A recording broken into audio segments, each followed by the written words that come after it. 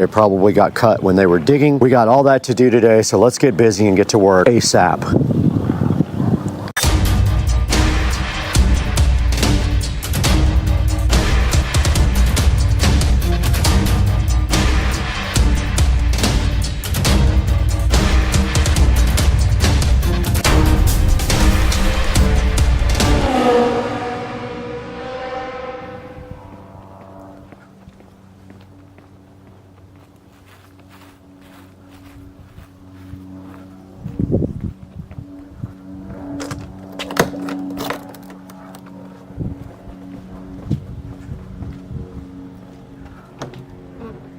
Oh, no key.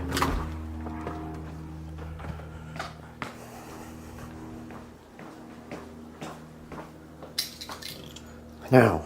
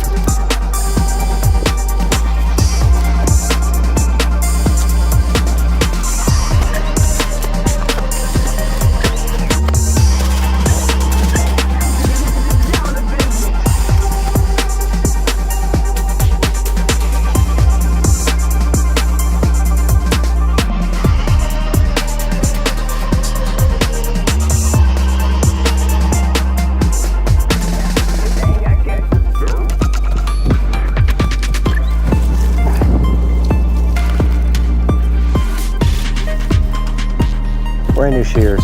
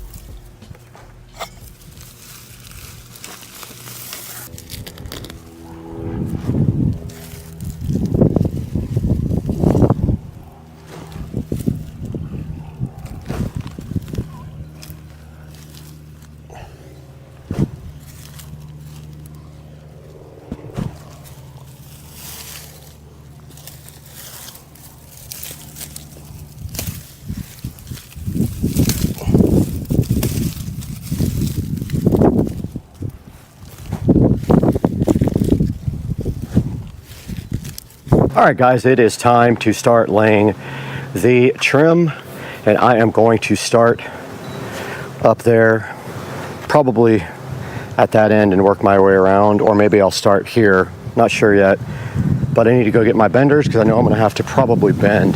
But let's see what we got here. We don't have enough to finish this by any means, but I'm going to order some based on what I get done today. We have 1 cut piece and 3 long pieces. If I can use the cut piece on one of those edges.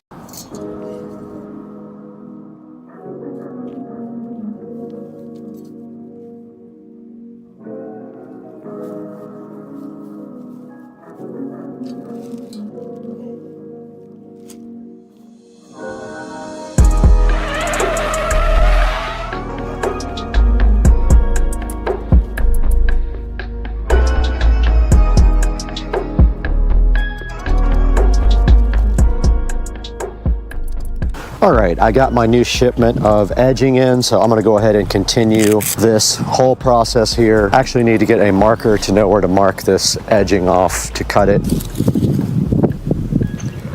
I'm just gonna come straight across here.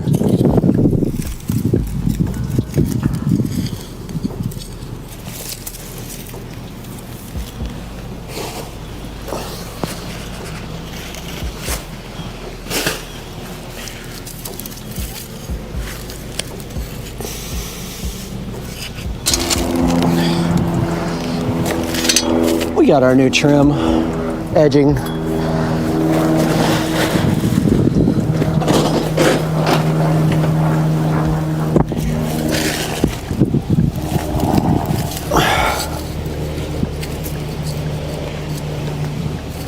All we have to do now is get this in.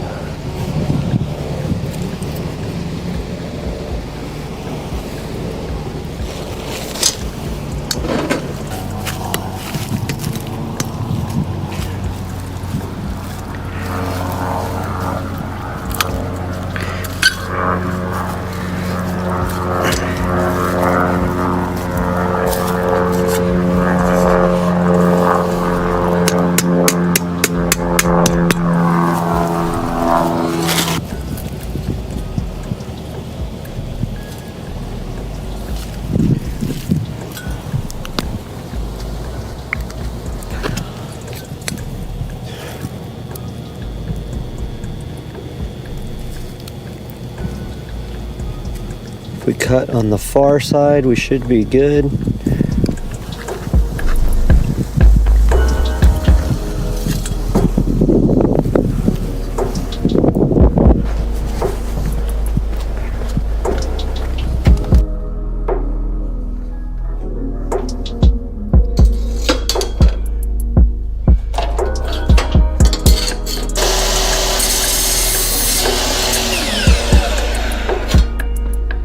Test this.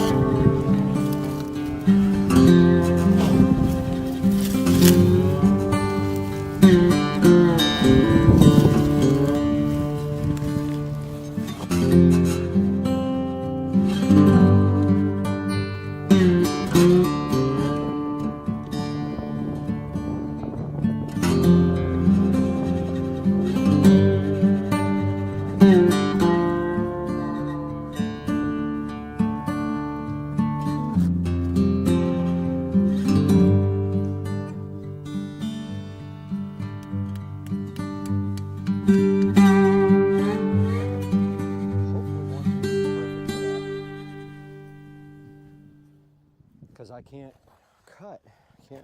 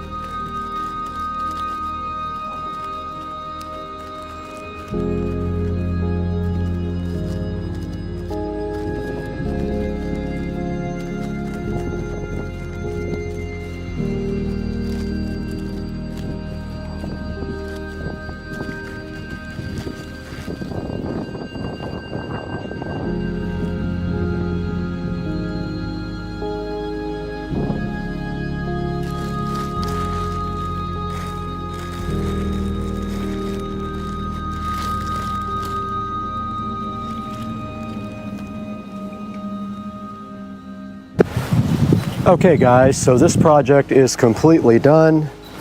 I have successfully re-landscaped this garden and remulched it. And you guys can see here it came out nice. All you have to do is put this pot back in place and clean up. And we are good to go. And I hope you guys really enjoyed this video. And I hope you can do your own garden too and save thousands of dollars like I did. And we will see you guys on the next one.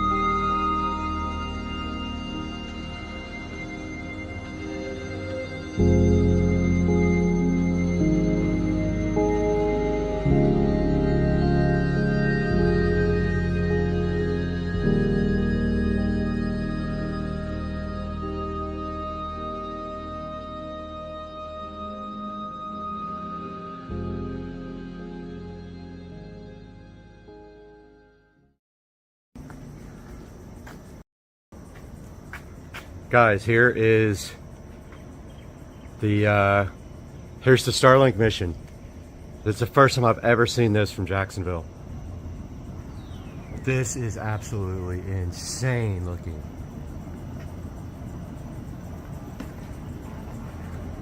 Oh, I see stage one. There's stage one coming home. Oh man, it went behind the trees. Do you see it? Oh, this is epic. This looks crazy.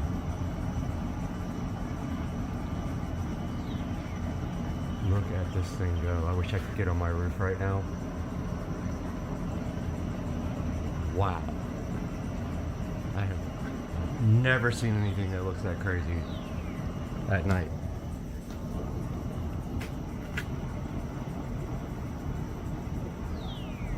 Oh man, this is so freaking cool.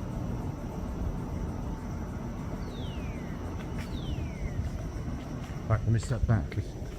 It's going behind the tree.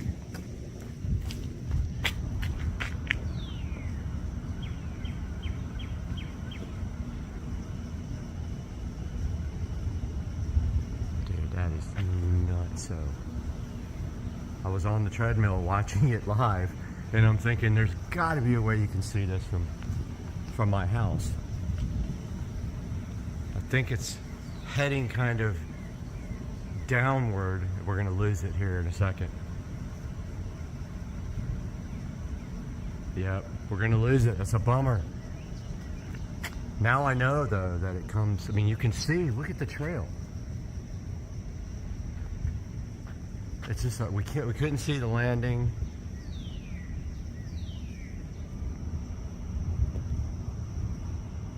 Look at the plume. Man, that was so cool. Wow. Literally made my day. Oh my god, this thing is so freaking cool. Guys, welcome back to Supercar Street Racing again, and you got Brad here. We just got through a minor hurricane which has just moved out of the area, and so now we have time to come back and show you guys a new review of something sent to us by a company. They wanted us to check it out, asked if we were interested, and of course we want to get this stuff out to you guys to try. So let's get out here in the SCSR garage and take a look at what we got out here. And we have the Jet Fan Max by Kika. We're going to be taking a look at that today, and they also sent us the portable fan as well to take a look at. All that coming up today on Supercar Street Racing. Hang out.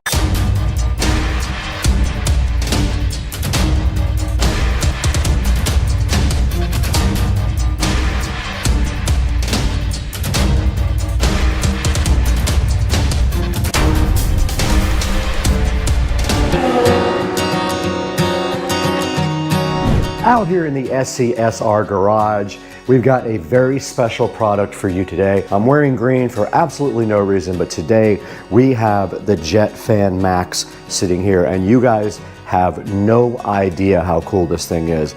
We're going to be taking a look at this today for the very first time, and the challenging part is that the instructions are in Chinese or something, and so I had to try to translate them to figure it out. But we're going to open this stuff up really soon and see what's inside the box, what they included with the Jet Fan Max and the portable fan as well. We'll get that information to you guys today and tell you how we feel about this fan. So let's get going. We got a lot of stuff to do today with this, and we're out here in the beautiful garage hanging out with the Tesla and the golf cart. Let's get this thing unboxed. We're starting with the Jet Fan Max here from Kika, and right in front of me you can see the box is silver and does show a picture of the fan in front right there, and then it's got some little artwork around it like that, and on the back it looks identical to the front. No big deal, nothing really on it.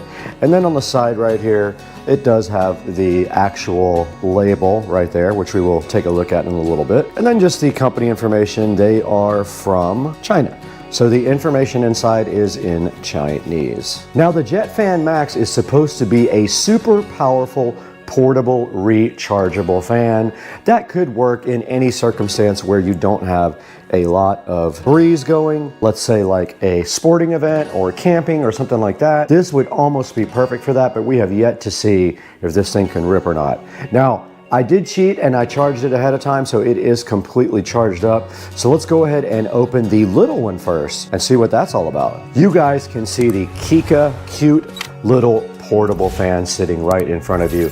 And if we take a look at the box, it just says portable fan on the front and has the company logo. And then on the side, it does say that it comes in multiple colors there: red, blue, green, black, and gray. It says that it has a long battery life, it's quiet, and ultra compact. And then on the back, it just has information about the model number, the label, and other things like that. And so that pretty much is all that's on the box of the Kika Mini portable fan, the cute little fan. So I guess our next thing would be get this thing unboxed, get it charged up, and let's see what this thing is capable of doing. All right, we're gonna go ahead and unbox the Kika Mini portable fan, and it is taped shut with a little sticker, and those came out fairly easy. Let's go ahead and get this thing unboxed.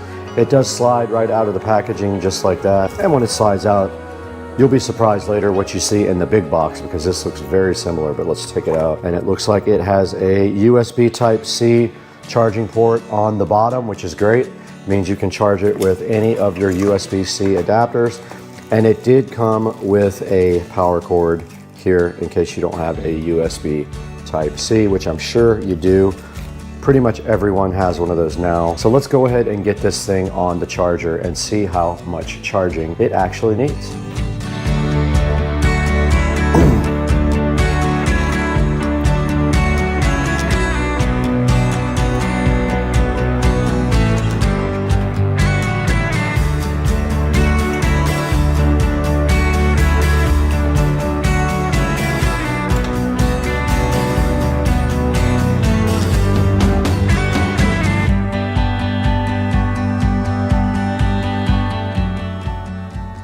All right, you saw right there that we turned on the Eco battery inside the golf cart. We did switch on the 12-volt system, and now we have plugged in the mini portable fan to the club car precedent on the 12-volt system here, and it is charging with this USB Type-C cable. It is on a single LED, so we're gonna go ahead and let this guy charge up until it is fully charged. And while that's charging, we can go ahead and open the big one. Let's get over here and open the big monster size fan from Kika, which is chilling on the golf cart. Right in front of the Kika Jet Fan Max now, while we got the little guy charging over there off of the golf cart battery, we can go ahead and take a look at this guy. So let's go ahead and get it opened up. It actually opens up backwards like that.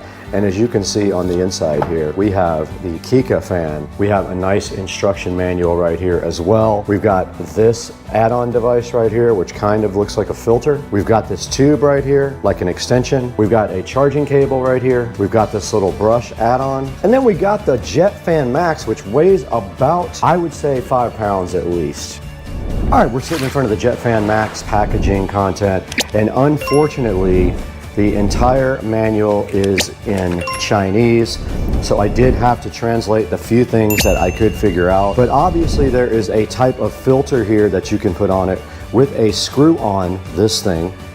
So that means you probably screw it onto the end. Right here you can see the Jet Fan Max is threaded, and then on the other side we see the controls here. So this is the power button. You long press this button here to go ahead and start the Jet Fan Max, and then this is a slider that does control the power level. Now this button, not sure what that does because I am not able to translate that part of the manual. We can give it a shot and see if we can figure out exactly what that does. All right, the Jet Fan Max is in front of us, and we do have this add-on. You have that, and then you have this nice brush add-on here as well, and that goes right on. I don't know what you would possibly use that for unless you're going to clean something maybe. You have an extension also that you can add on right here, and there's a good look at the extension on the end, and then you can then put your brush. That just clips right on the end like that, and that is how you use the accessories. I guess you can blow stuff off with it like a cleaning tool. And then this thing just does come straight back off like that, and that part unscrews just like that. Back out here with the Kika Jet Fan Max, and let's talk a little bit about the operation of this. Now, as I said, this is kind of substantial. It is heavy. 5 or 6 pounds should tell you that it is a quality product, and a lot of that might be the battery on the bottom. Not sure, but the battery does slide out just like that. So if you have an extra battery, you can go ahead and have that charged up and ready. But that just slides right back into the Kika, and then it is ready to go. Now here is the power slider, and that's the level of the fan intensity. And I don't know what this does because I cannot read the manual. Now to power on the fan, you simply hold the power button down with a long press. And you can see right here, it does say 95% on the charge indicator, and it is at 0% power. Now we're turning it up, and it is going to blow the camera over. It will blow. That's only 36% on the thing, and it will blow this. Absolutely rips, and you can see how much power it had at only 50%. It will blow the camera over easily.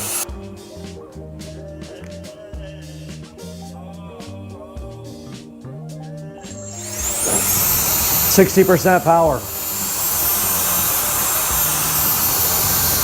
100.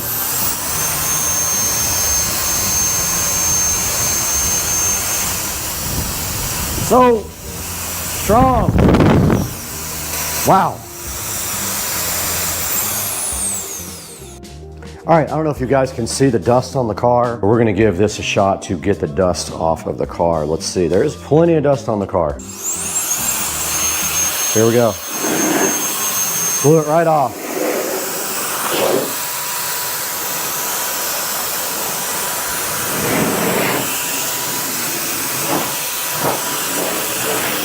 The dust that isn't stuck to it is coming right off.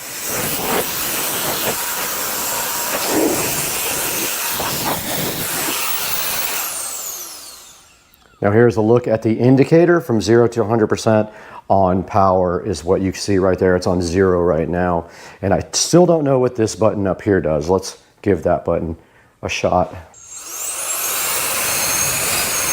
Oh, it's a turbo button. 100, and this is turbo. Oh, it won't let me do any more turbo. Oh, there it goes. All right, it would not let me go on turbo the second time. I don't know why. Maybe the fan will overheat the motor. Let's see. That time it did. That's the turbo button right there, the top button. All right, we determined that the top button here is the turbo button, and it will not let you keep that on for long, and I suppose it is because the fan motor will probably overheat. Now we were on 95% power. Let's go ahead and plug this in again and see where we are after using it briefly. 77% charge after using it for about 2 or 3 minutes. So you're not gonna get a whole lot of power time out of this, it looks like. That went from 95 to 77 in not too long a period, but also we used the turbo button 5 or 6 times, so that probably sucks down extra battery. I would say you probably could get a good 10 minutes out of this if you really needed to, but we would have to test that completely. Once it gets fully charged up, we'll see how long we can get this thing going for. But we can get 10 minutes out of it. In the Supercar Street Racing kitchen, over an hour and a half has gone by, and you can see that the fan has now charged up to 100% on a standard USB outlet right here. It is a 20-watt USB outlet, and we use regular USB Type-C. Now this thing was down at 77% after around 3 or 4 minutes of usage and also using the turbo button. Now that is probably going to be tested here very quickly because we are going to turn this thing on and see how long it takes to go all the way down to 0%. But first, we need to head on out to the Supercar Street Racing garage and check on the other fan, the mini fan. So let's go. The mini fan has also been charging for an hour and a half, and it is on the 4th dot of charging, so it is not quite done yet. Let's let that fan get all the way done, and then we will test the power of it to go all the way to 0. The Kika Jet Fan Max is fully charged at 100%, so the next step is to turn this fan on and see how long it takes it to go down to 0. Set a stopwatch. Okay, stopwatch started. Now we have started, we are 2 seconds in. We're gonna go ahead and power this fan on at the bottom. You hold down the button, it is on, and then what we're gonna do is just turn it on high and see how long it takes. And it is. The only way we could get it to stay was with a 2-liter bottle of Coke and our tequila. So we're gonna let the battery run down now. I can't see the battery, unfortunately. Let me turn it where we can see it. We've got 1 minute, 18 seconds.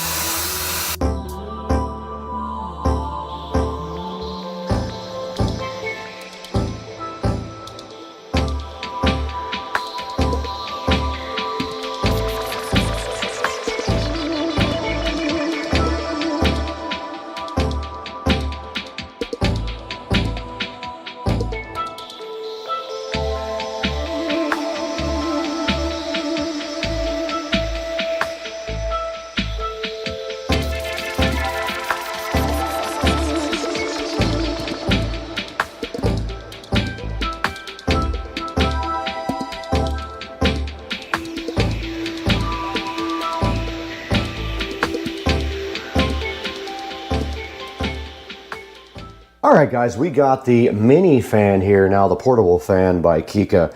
And you just saw how the Max, Jet Fan Max did in the endurance test. And now we're gonna test the mini portable fan here from Kika and see how long this goes. All right, guys, we have our stopwatch running right here on our device. And so we're gonna put our fan right here, start it up and see, we're already 10 seconds in, let's go. Fully charged right here. Let's let this thing run.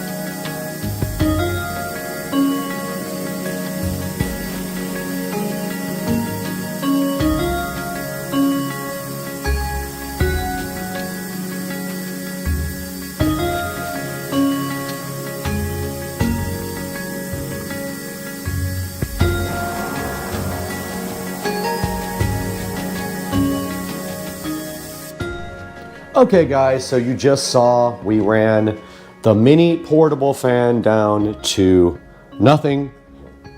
You saw how much time that took, and we ran the big Jet Fan Max down to nothing, and it is at 96% after 3 hours. So it is almost recharged to 100%. Just using the typical USB Type-C cable here.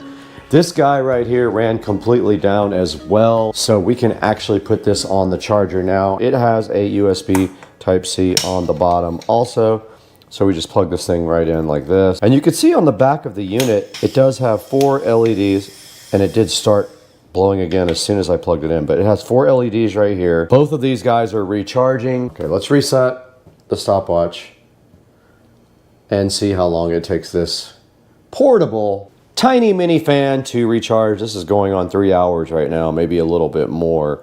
And then we'll give you an update once we get all this stuff completely recharged.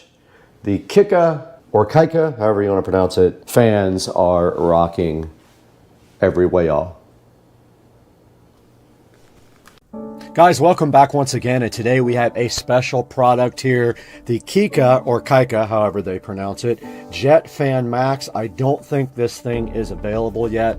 I've been looking for it online, but they did send me this and their portable fan to go ahead and check out, and I can highly recommend both. These things, actually, I never even thought about it this way, but they're designed to be dusters, or, I mean, you could use it for a portable fan as well for yourself, like I thought, but these are for doing dusting and things on computers. And this thing really rips. If you just hold down the button here, it has 100% charge now, and you just turn it on and it will literally blow the camera off of the entire computer. So that's the Jet Fan Max, and this is the portable fan.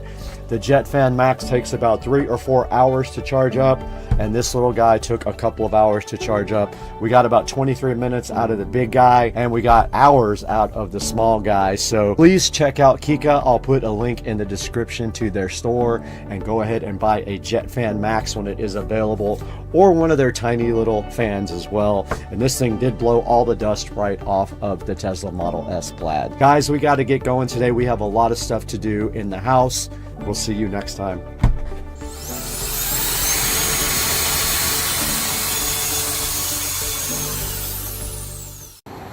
What's going on, everybody?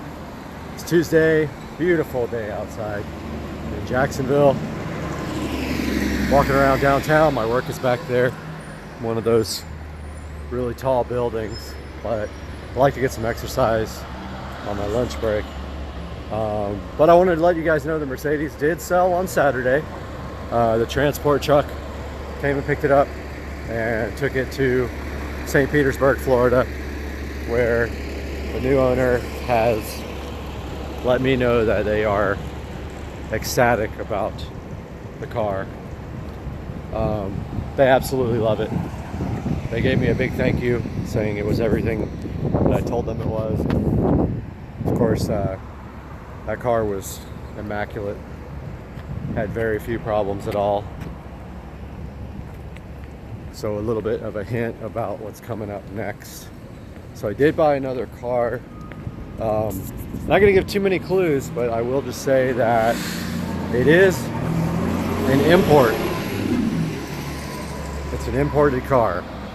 I am paying for it tomorrow, and it is going to be delivered to me. I would guess by the weekend. I will update you guys again after that point. But stay tuned, some big things are coming. You're gonna like this. This is a special car. Stay tuned. Hey guys, welcome back to Supercar Street Racing. I hope you guys had a great Christmas. And today we have this carbon fiber dash kit, and I have to figure out a way to put this ignition switch back in. There's instructions right there. So today we're gonna start looking at this carbon fiber dash and figuring out how to get this thing back installed so that we can use this cart again. I did get some other stuff done that I will explain here on Supercar Street Racing.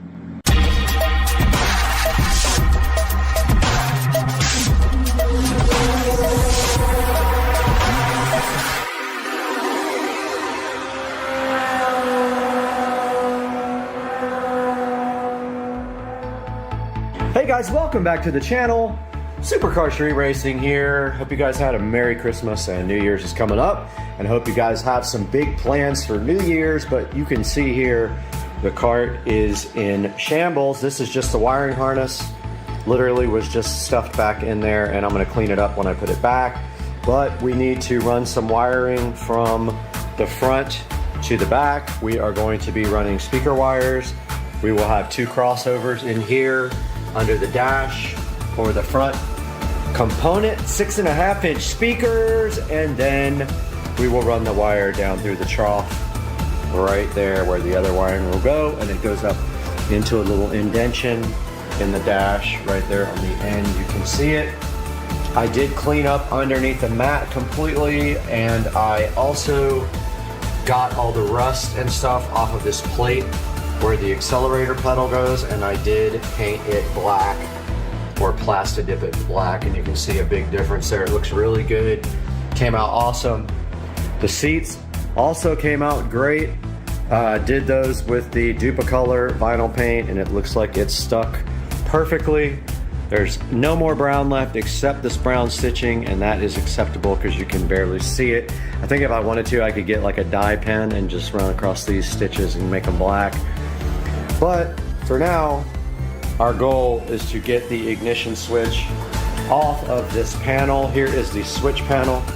We are not using anything off of this panel again except for this ignition switch, and we will make a new label or get one. We're not using that, and we're not using the battery indicator, but we are going to take from this round charge thing here, and that is going to power our USB charger and voltage indicator that won't be here till Wednesday, at which time we will have to put a hole in this dash to put our charge indicator in. Don't know where that'll be yet, depends on how big it is, but I'm thinking somewhere in here, maybe right in the center, but we won't know till we get it. So first things first, we gotta disassemble this panel.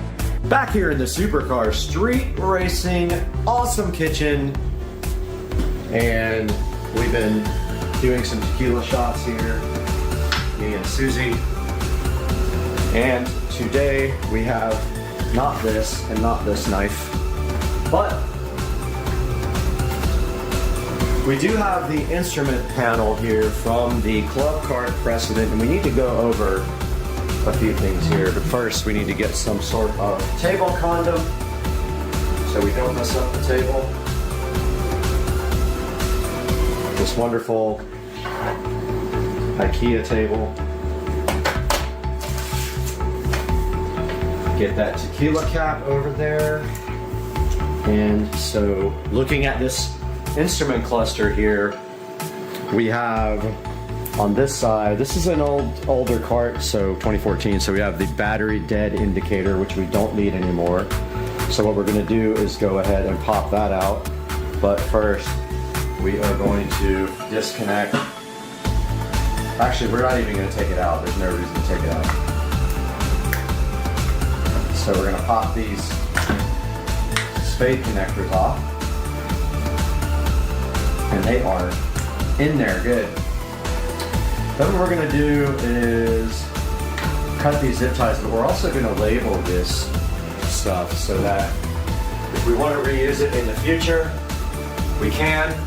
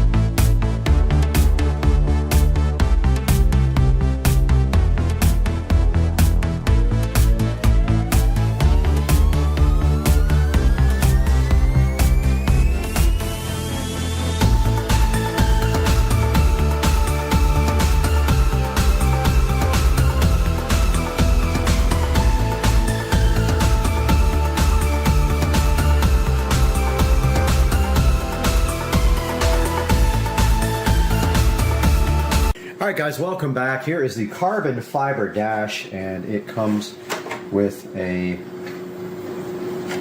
well, it did come with a something taped to the back. Now I have to find it. If I don't have that, I'm in trouble. Alright, I had a mini panic attack because I lost this important piece of goodness. Now, this says for the ignition, locate the metal ring, that's this. Slide the ring onto the stock ignition and install the ignition in the dash. Be sure to install the ring with the notch lined up with the corresponding locating pin on the ignition. So here is the notch. And okay, so there's a locating pin. See the pin?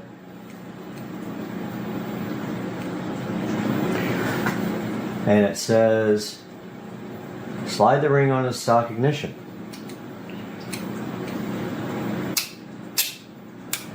There's the locating pin. Right there. Goes on just like that. And it says now to drop it onto the floor like an idiot would.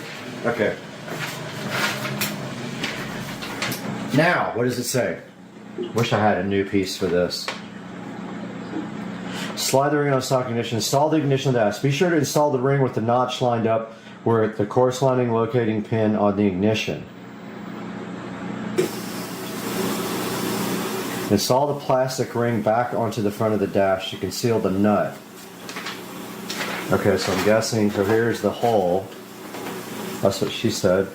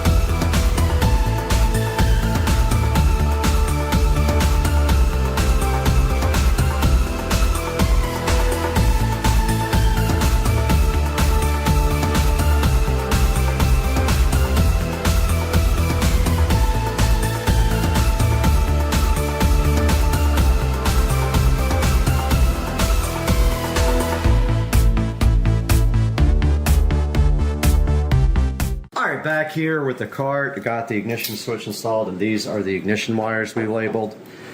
They are green and blue, and we clearly have a label on here, which I'm glad we do. This one goes to green, and I think they were this way.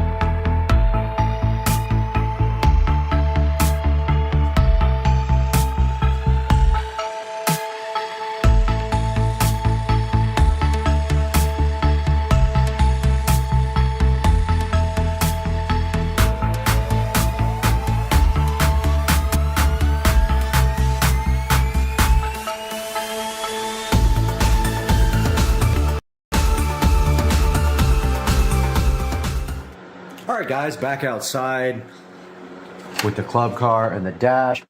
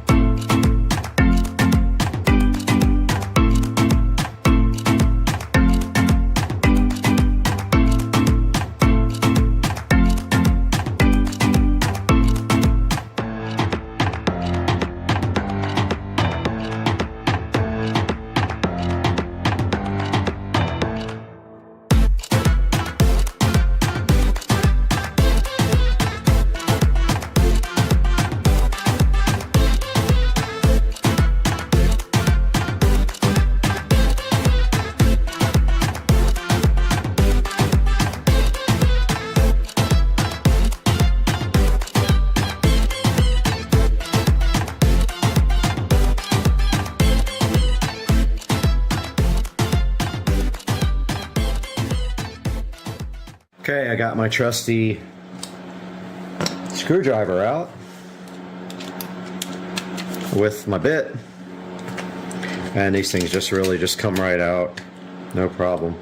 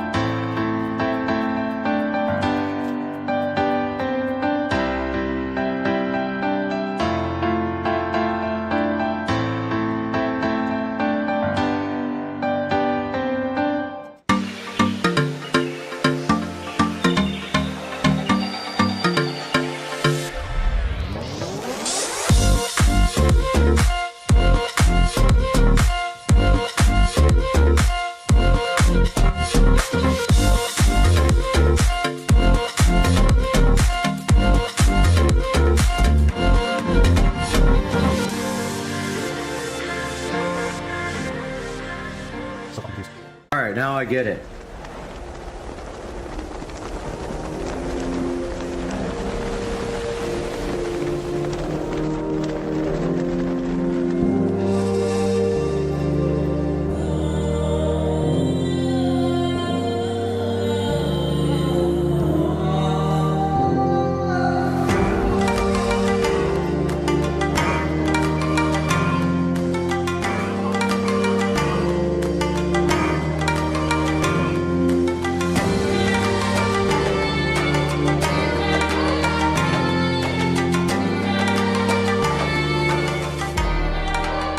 Now I gotta try to figure out how to reinstall this blinker.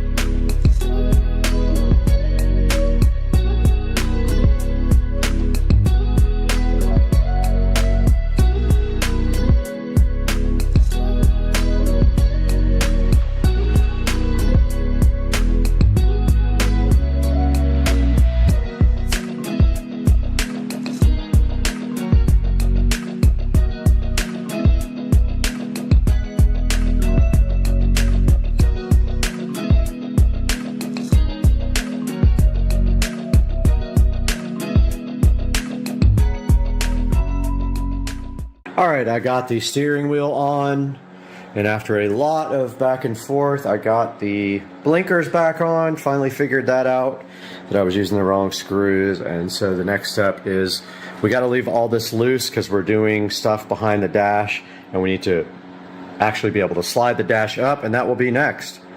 Okay, I struggled with this dash for a minute, but I finally understand, and it looks so good. So high-trained. Look at this thing, dude.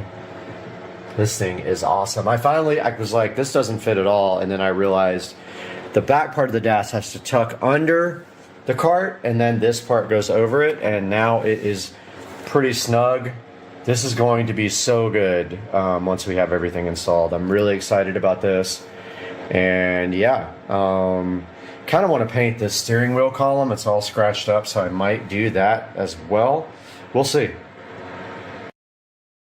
Hey guys, welcome back to the channel, and check this out. I got something to show you today, and it is right here.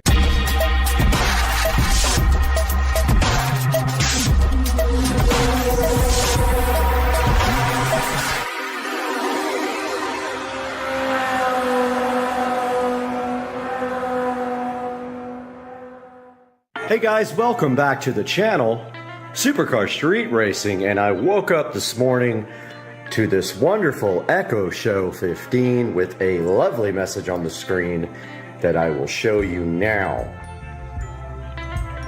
So check this out. I had no clue that Amazon was about to release an update for the Echo Show 15 that would totally transform the device into a cool multimedia solution. Is Transformers Dinobot Adventures Dinobot Squad Grimlock Dinobot. Exactly. So Predaking 3-pack. It's $27.99. Find delivery details at Amazon. that was absolutely wonderful. So yes, woke up this morning to find this lovely update on the screen and had no idea what it is, and apparently you can now turn your Echo Show 15 into a Fire TV.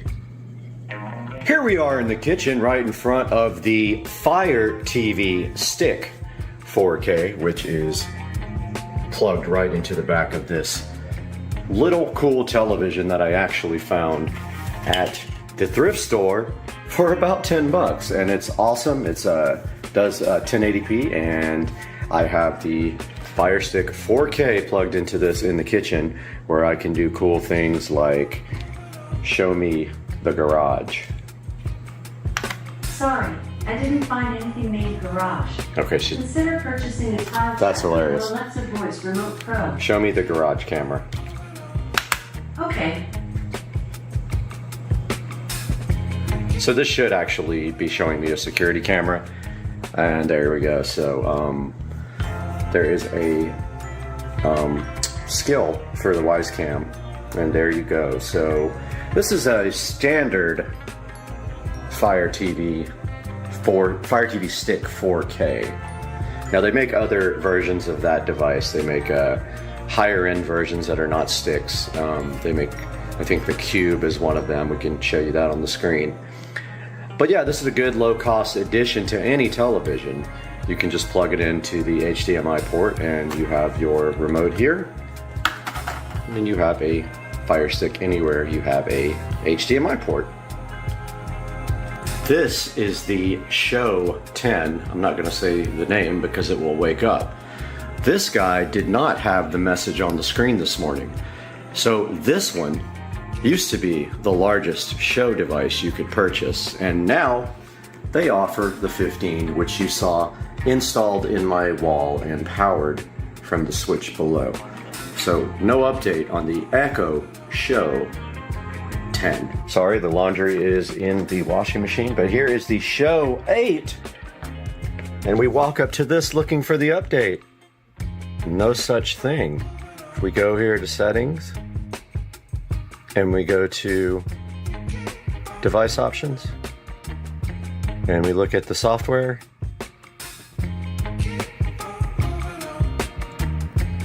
we hit update. Aha, it is downloading a new update, but it is not going to be the Fire TV update, unfortunately.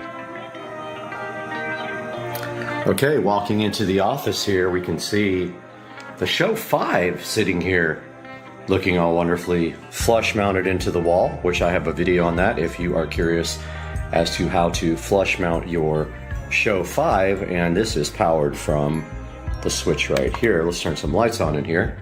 Let's see if this guy has it. Let's go to settings and device options and software.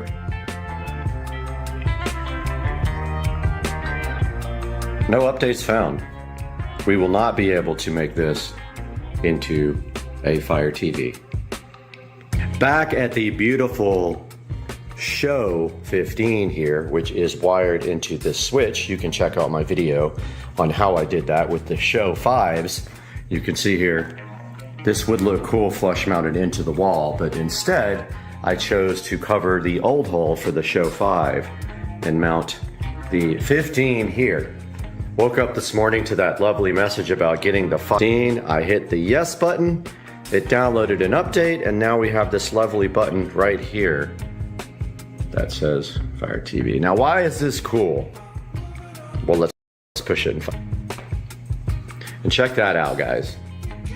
This thing turns directly into a Fire TV. And this is cool because now you are not locked into the Fire OS limitations anymore, because you can get apps now that you can't get on the Show model. For example, the Show does not have YouTube. Let's see if we can find it. There's YouTube TV. Aha. No YouTube, huh? Let's see. Oh, wait, there it was. I looked right over it. There it is. This is absolutely fantastic and a game changer, because now you don't have to use the browser in a Show to get YouTube.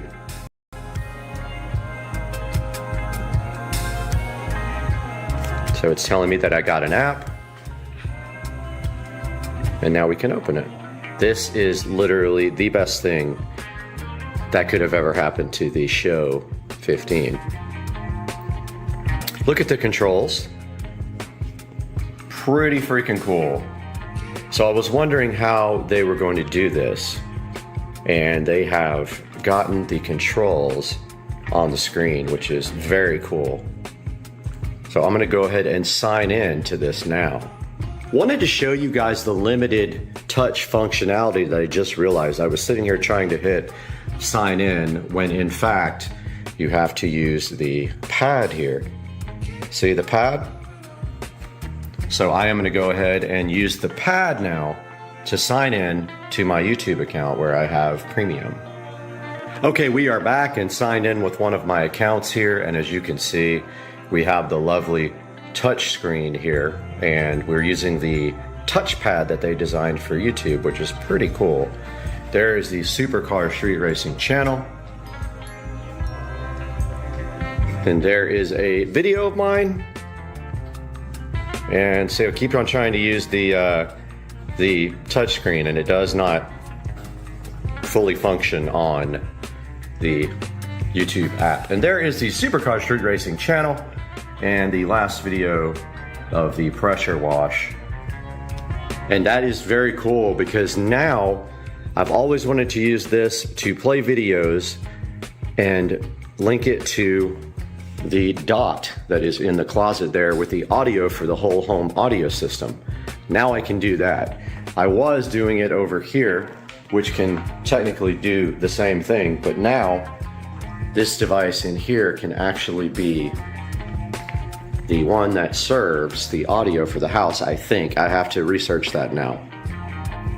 Here we are on the Alexa app on the Android device, and if we go to devices here, and we go to plus, and we go combine speakers, and we do multi-room music, And then we do this living room show. We got to find it there. And the dot, because the audio will come out of the dot. We hit next. Choose a name. House audio.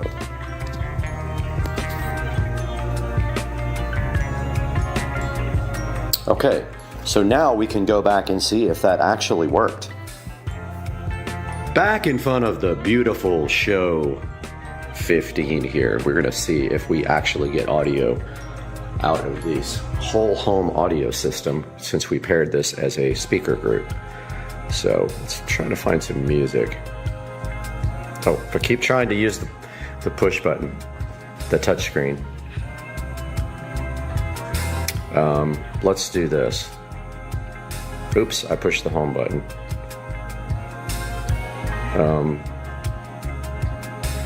Okay, let's try that again. I keep going. Okay, so search. And let's do, aha, we can't. We can do the voice, but let's do space music. Space.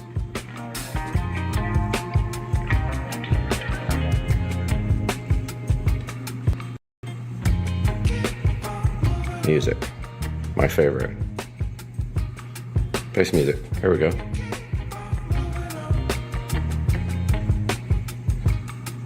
Let's see if that worked.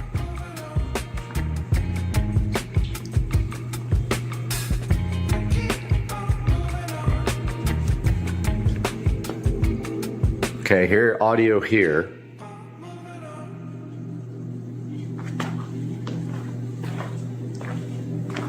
Echo, raise the volume. Not hearing it. I'm gonna check out and see why. And I was able to figure out the multi-room audio. I think you have to actually push this button. It doesn't actually just start playing on the multi-room audio. And here are all the groups. And you can just actually press the group that I created to make the audio actually play on that group. I had no clue because it doesn't work like this on the Fire Stick. On the Fire Stick, you literally can just start playing and it just works. But this is your little groups to send the audio to. Pretty cool. That's how you do multi-room audio on the Show 15.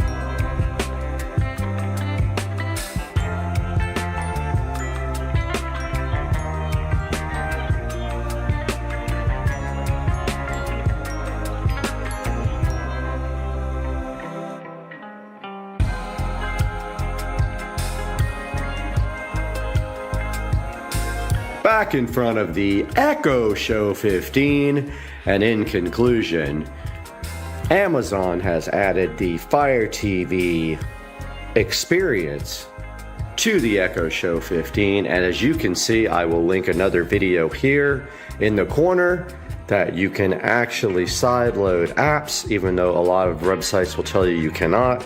You can go check out my guide on how to sideload apps. And as you can see right here, you too can enjoy Kodi on your Echo Show 15 with all the video add-ons you love so much. So yeah, the overall Fire TV experience on the Echo Show 15 is good. I'll have another video that shows you how to use a remote like this and be able to navigate your Echo Show 15 with a Fire TV remote. Guys, I hope you enjoyed the video and have a great day, and please like and subscribe to the channel.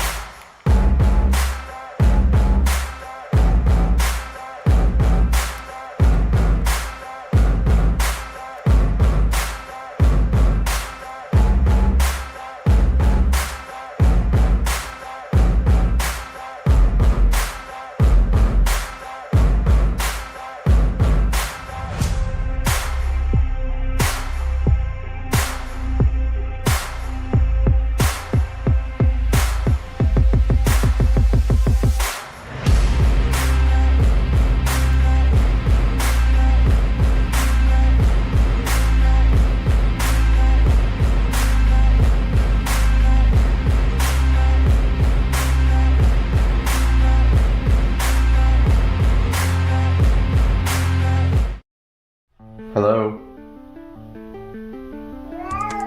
Hello?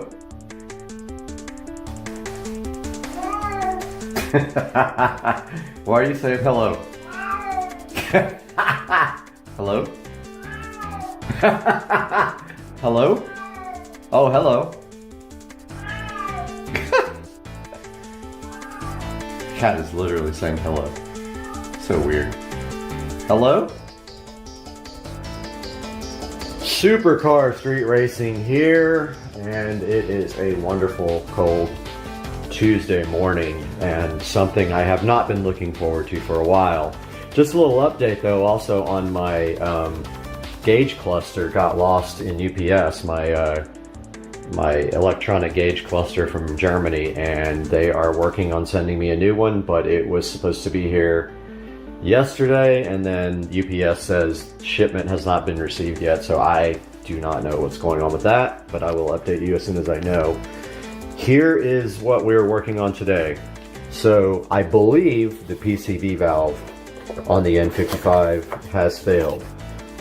Now, the symptoms of this are whining coming from the engine and a rough idle.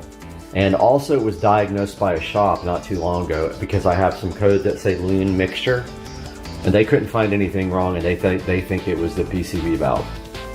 Now, one thing you have to know is BMW tries to hose you on this, and they want you to buy the whole entire valve cover instead of just buying a PCV valve. You cannot just pop out the PCV valve and replace it. Or you can spend $82 on eBay for an aftermarket valve cover, which was my plan. But I did find this fix online, so I bought this from Amazon. I'll put the link in the description. This is a replacement cap diaphragm for the PCV valve on the N55. You can see here's the part number, if it'll ever focus. So $25 for this guy. I've got some JB Weld here. What we're gonna do is I've got a online video that I watched. A lot of people cut the cap off and like kind of chip it off and pry it off. but I saw this video online where this guy just used some snippers on the side of it. He snipped the side and then like right here, and then it popped right off. After that, he used a flathead screwdriver. I'm gonna try that. So that'll be in the next clip here. All right, so taking a look at the N55, the first step to doing this is to remove the nice little engine cover here. I do realize when I took it off that I'm missing the grommet on that side, so the thing kind of just sits there.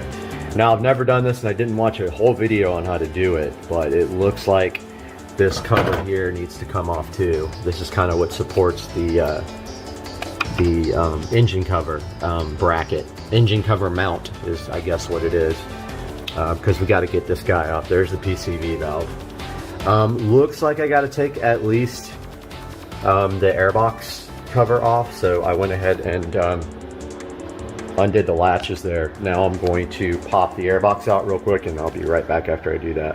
Okay, airbox is loose now. It needs to be unclamped, I believe. Actually, maybe not. I might be able to get this cover off from here. I'm not 100% sure.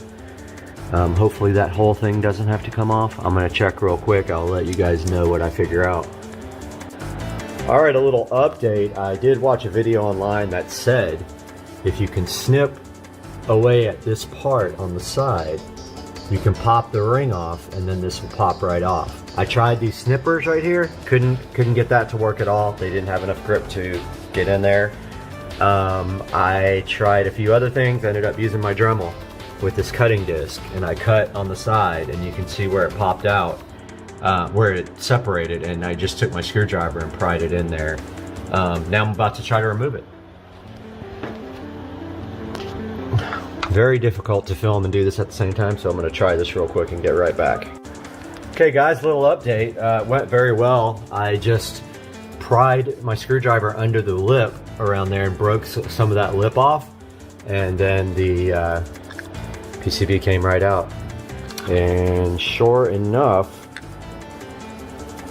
I can't tell whether it was damaged or not because I damaged it with the screwdriver, but chances are that this thing has a hole or two or is malfunctional somehow, because this is a very common problem. Let's see. Those are holes that I put in it with the screwdriver, so, but I think this thing is shot. So go ahead and grab the new one out of the box. Now these designs are different, so don't be surprised when the new one doesn't have a diaphragm out to the end. That's a new design that that works, I'm sure, just as good. I'm going to take the opportunity now to clean this out completely, and I'll get right back to you. Just a little reminder, so I did clean this out completely. Just a reminder, when you start cutting on this thing, don't go too crazy. You can actually damage the housing there because it's plastic. So you don't have to cut too far. When you think you're not there, you probably are there. So cut until you just have to kind of figure it out. It's not very thick, but you see I did nick the little housing, but that's fine because we're using JB Weld. I'm now going to take this opportunity to clean all underneath this area because I'm kind of OCD about that. So I'll be right back. Got the new PCV valve cap here. This is the old one. Don't forget to take the little plastic piece off and replace it here. And then this lines up the same way the old piece was. And so just line it up the same way with the notches on the inside. And don't forget your spring. So when you take it out, keep your spring the same direction that you had it. So I left my spring like that. You're going to put your cap back on, but before you do that, you're going to get your JB Weld all ready. The biggest deal is do not get any JB Weld on top of this, only on the side. It will interfere with the diaphragm working correctly, and people have had issues with that. Keep the JB Weld all along the side there, and that should seal it off good. It's going to be a little difficult to get in here because of this cover, but I think I can figure it out, I hope. So I'm going to try to find some stick to do this with. I'll be back. Okay guys, just a little update video. It was impossible to video and make the repair at the same time, but I am completely done. So what I did was I mixed up JB Weld here. It's the quick set, so it's 6 minute. If you're worried about running out of time, which it does set pretty quickly, you might want to get the stuff that takes a little bit longer, but I kind of wanted the car to be running sooner. So I got that JB Weld, and I used, actually just used part of the packaging from another box as a little spatula. And I ran the JB Weld around the side of it, all the way around. And then I pushed the cap back on, aligning it properly. Don't forget your spring. I couldn't actually remember if I put mine in, but I don't see it, so hopefully it is in there. This stuff is probably dry already. And if you have any issues with leaking, you can always go back afterwards and put some like caulk around the outside edge. But I would say that if you don't get it completely covered on the inside edge, then it's probably not that huge of a deal. Like I said, just go back over it. I've got some black silicone over there that I could use. I'm going to reassemble the car and start it up, and I'll come back with an update. All right, I got the airbox back on. I'm gonna wait to do anything else in case this is leaking and I have to seal around it. But we're gonna find out right now live if this thing works. So let's crank it up and see what happens. See if we get any errors or anything. Any shaky idle.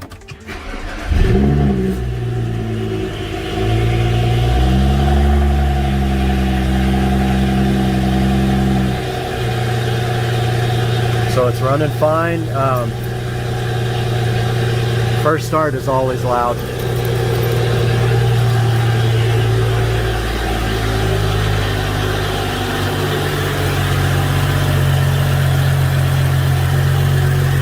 Go ahead and crack this garage so I don't die.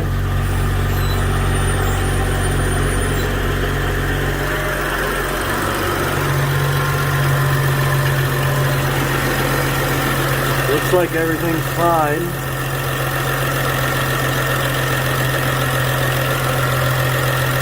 A little bit of valve ticking in there. I think that's normal though.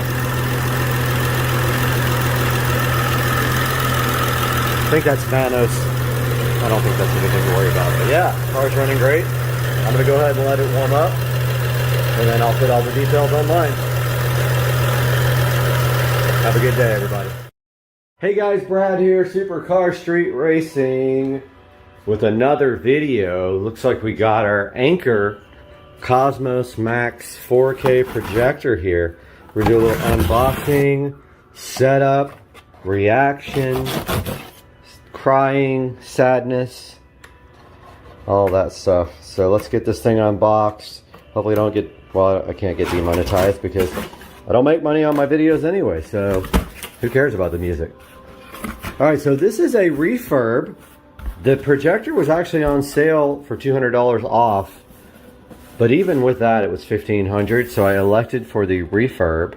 Here it is, right out of the box, has not been touched yet. Let's give it a little look-see.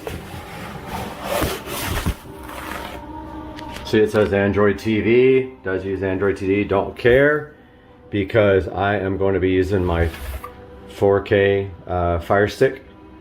Does support 4K. It has a 4K, native 4K projector. I believe it uses pixel doubling, but it's 1500 ANSI lumens. If you're used to 3000 from a regular bulb, you might be disappointed with this guy, but this is why I am getting the room all prepared to be completely blacked out, because I know that the brightness level is less than my last projector, which was eco mode all the time for 7 years before the bulb burned out. Let's get this dude over here.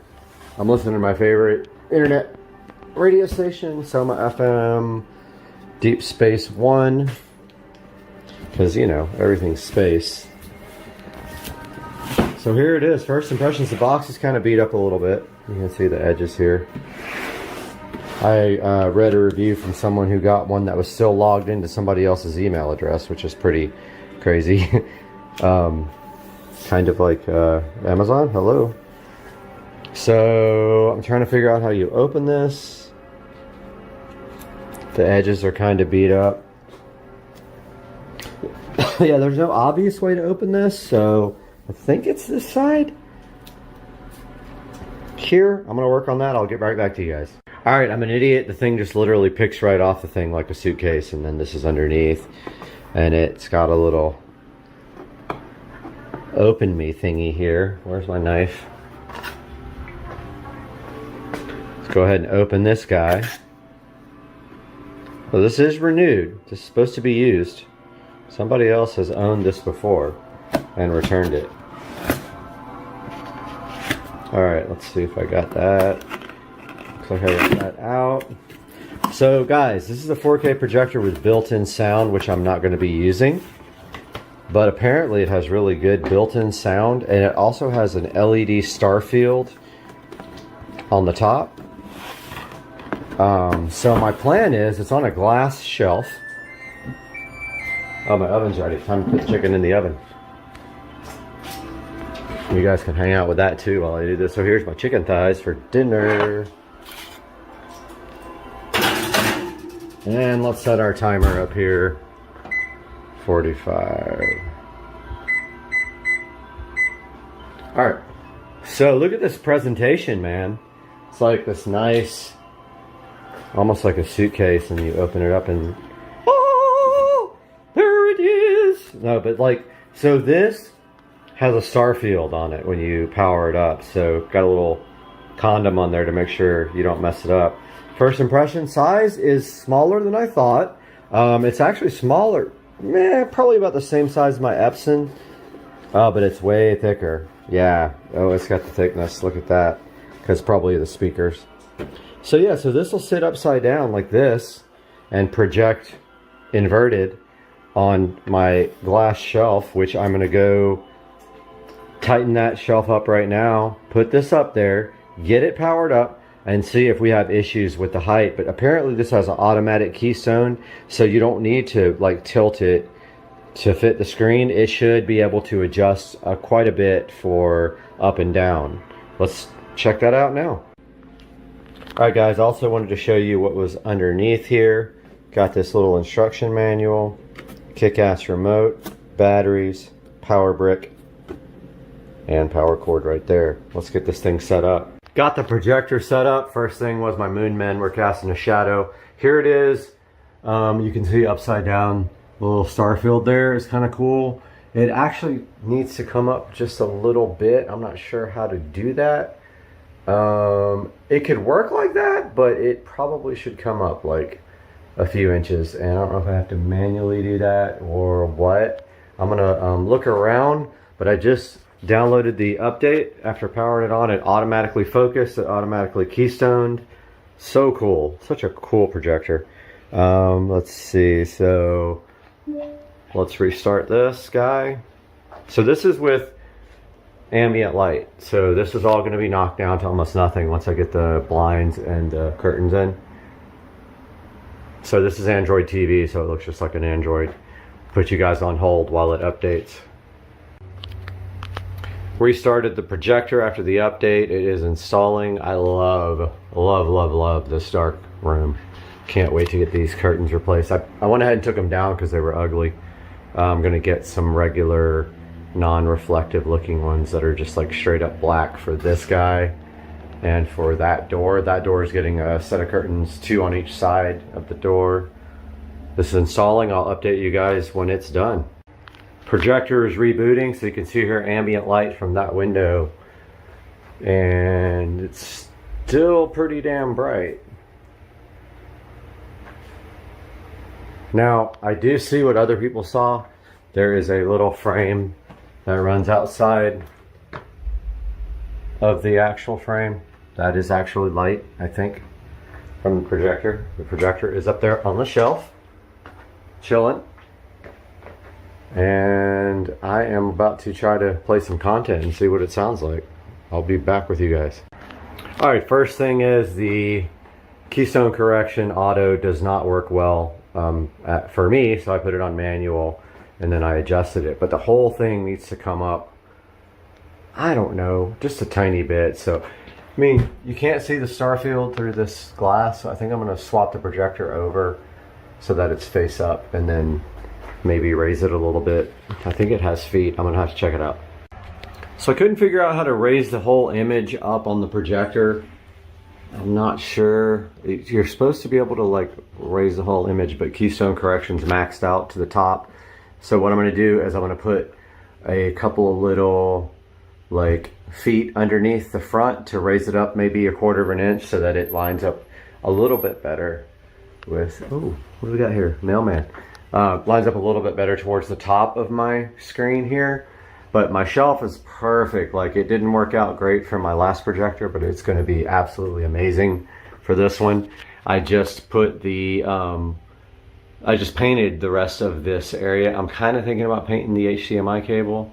I haven't tested it yet though, so I think I'm going to probably just go ahead and paint it and get it over with so it's not white and standing out like that. I do have black paint. Maybe I'll just do black. Yeah, that's what I'm going to do. I'm going to grab some black paint, paint the HDMI cable. Peace out. Be right back.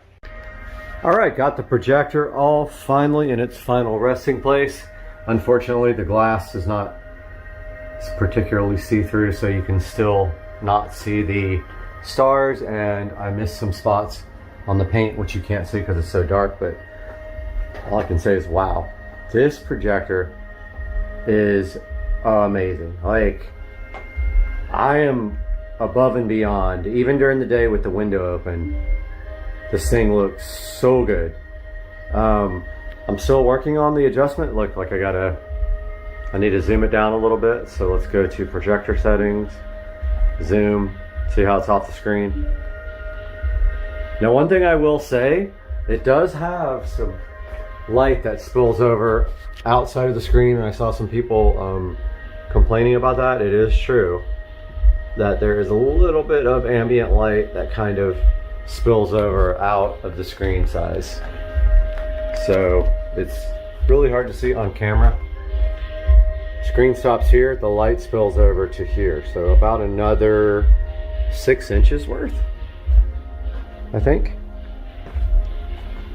So let's take a look at some 4K, which has blown my mind, honestly. I like how it says 8K, but YouTube doesn't support 8K. Cutting your burrito? You're such a Virgo. Oh, we gotta do ads.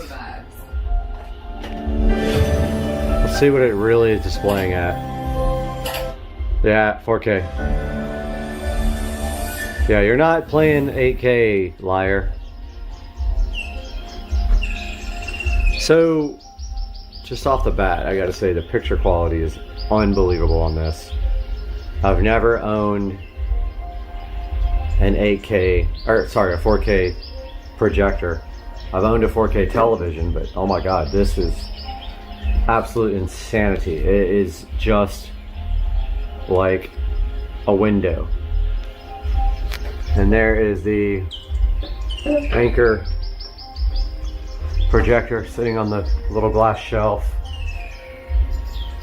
I need to paint the wire black, but I got all my pictures set back up here. I got to move the recliners back in place, hook up the surround sound, move the receiver in here, which I'm going to update you guys when I do that. And so as you can see, this is amazing. We're on a cruise, and it's raining, and we got new friends, and it's raining. What? There's a big storm coming. That's what we need. Clear them out. Steer us around it. Yes, Captain, steer around storm. Clear them all out. Hey guys, welcome back to the channel. It is a beautiful but chilly day in Florida, and we can see the alligators out there chilling out in the pond right there. And today our main focus is this room over here.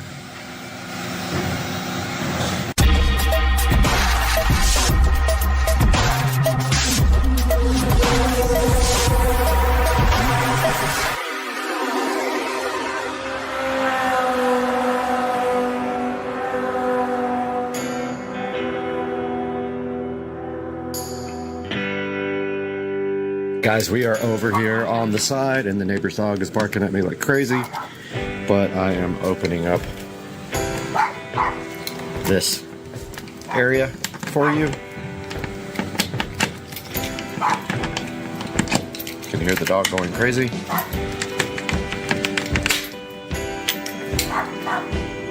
And here we are in the new shed to talk about plans for this room. Hey guys, welcome back to Supercar Street Racing. I hope you're having a great day today, and I'm so happy that you joined me to take a look at what we're going to do out in the shed, which is now becoming my studio. We have run out of places to record here. I need a bigger space with lighting and microphones and everything, and I cannot do that in my current master bedroom, which you are seeing right behind me here. Now, taking a look on the screen here, just pretend that this window isn't here. I found this rectangle PNG online, but picture inside the shed. This would be where the large door is, and when you walk through the front door, which would be right here, this would be the back wall up against the house. So basically right here we have the house wall, and I don't know why it did that. Struggling. Okay, so this one we want to transform this to make it bigger. So let's just put that right there. It just kind of shows us what we're dealing with here. This would be the wall that you look at when you walk into the shed. And we have options here for this wall or this other wall, which you can't see in this picture here, but my thoughts are this. Get to my clip art page. So I'm thinking this. So I know this isn't going to be correctly perspective because they're actually not facing the correct way. But imagine if this TV was facing this way instead of being I might be able to skew it that way. Let's see. Not sure if I can make this actually look right. That's kind of fine. Yeah, that's perfect. So imagine this TV facing forward. Let's duplicate that. And drag. Whoops, I didn't mean to do that.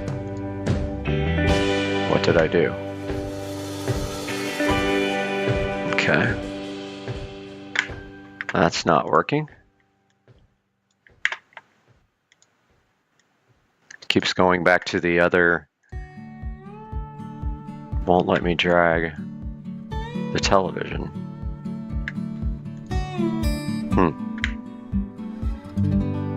So let's just delete that layer. Try it again.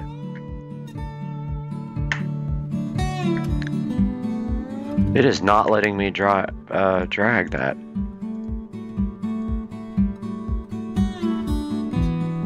There it goes, finally. It was acting really dumb. It was always going back to the other one. Let's see, it keeps doing it now.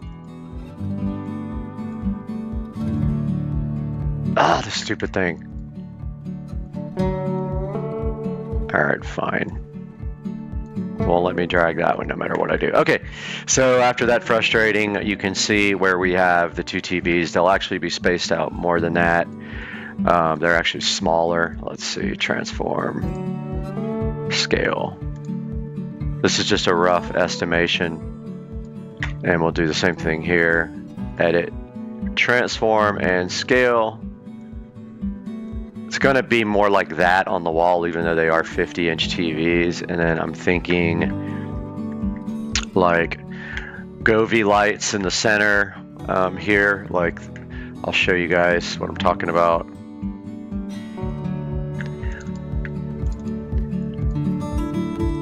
Govee lights, LED. I'm thinking like some of these panels. like one right in the center.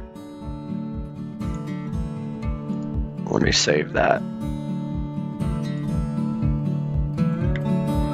See if there's any way I can put that on the wall here, but I'm thinking right in the middle there would look cool.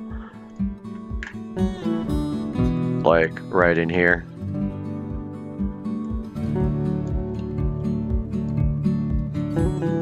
Somewhere in there on the wall. Of course, you can't tell by perspective what it's going to look like, but something like that, and then both of the TVs with the Govee immersive lighting here. So that looks like this.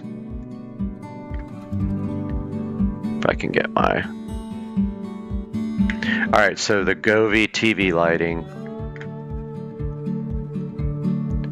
right here. Behind both TVs with the little camera, and basically like I have in the bedroom, and it will basically follow the pattern on the TV. So one of those for each television. So those would be behind there. So we would have, I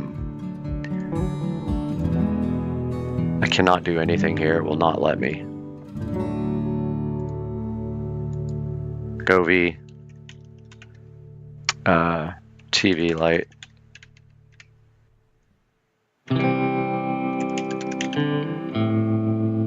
And edit, transform, scale.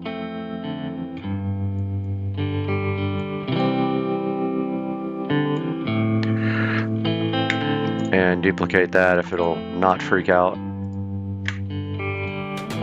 And let me actually move it. Okay, cool. So that's the one wall there as you walk in and you're looking straight ahead, and I would have a desk right here, apparently, if I could find one here. Let's look for one. Desk PNG. This might work because it's kind of perspective. Let's see.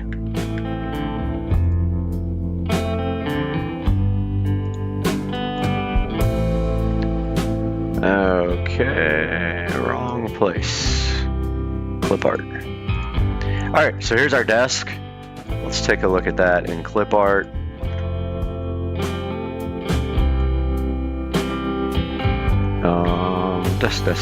Desk. Found it. We'll have to flip this around. So edit, transform, rotate 180. Nope, that's not it. Undo. Edit, transform, rotate clockwise. No. Flip. Edit, transform, flip horizontal. Yep. All right. Again, not going to be perfect, but I'm thinking desk here. And desk here. And that would make up that part of the room. And then we could actually shoot on this part of the room. Let's save this. So let's do projects, and let's make a new folder here for it. New studio.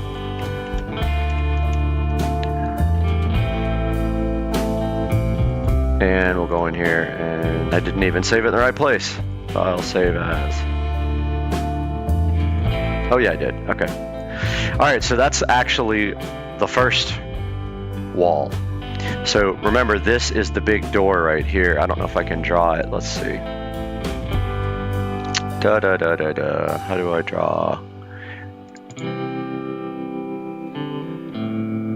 Oh, well, you guys get the picture. Picture the big door here. And let's do file new. Get our room in here again. And this time we are going to switch it around. So let's pretend like this is the door. So let me see if I have a door PNG file.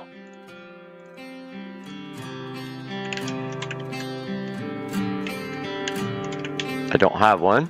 Let's grab one real quick. Perfect, if we can actually get this one without signing up. I don't think we can, but let's try it.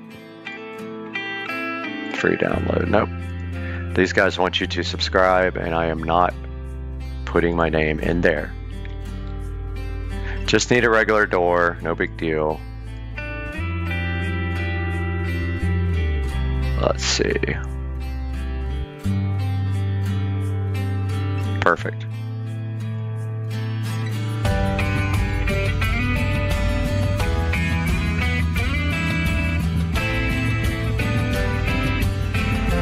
Download.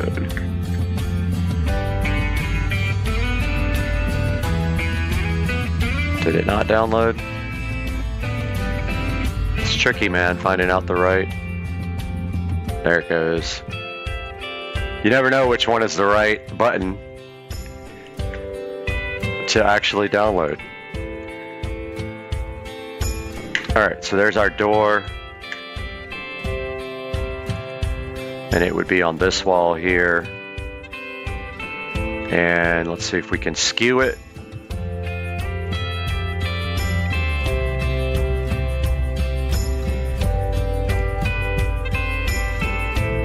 Just like that. Perfect. So there's our door entering into the shed, our small door. Forget these windows, they are not there. Let's do this. Let's layer merge visible. Let's take a little section here. Actually, we can do a section here. Copy. And paste. And move it.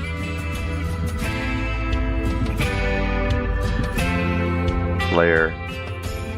And then let's edit paste again. Paste. And move it. Wait, what happened?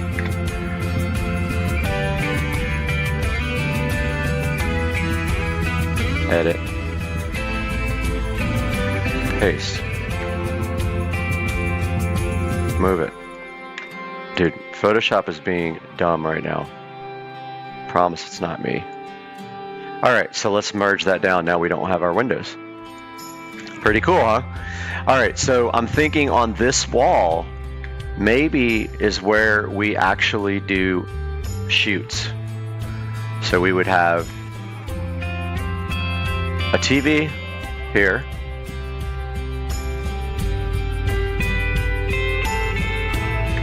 With Govee lighting behind it.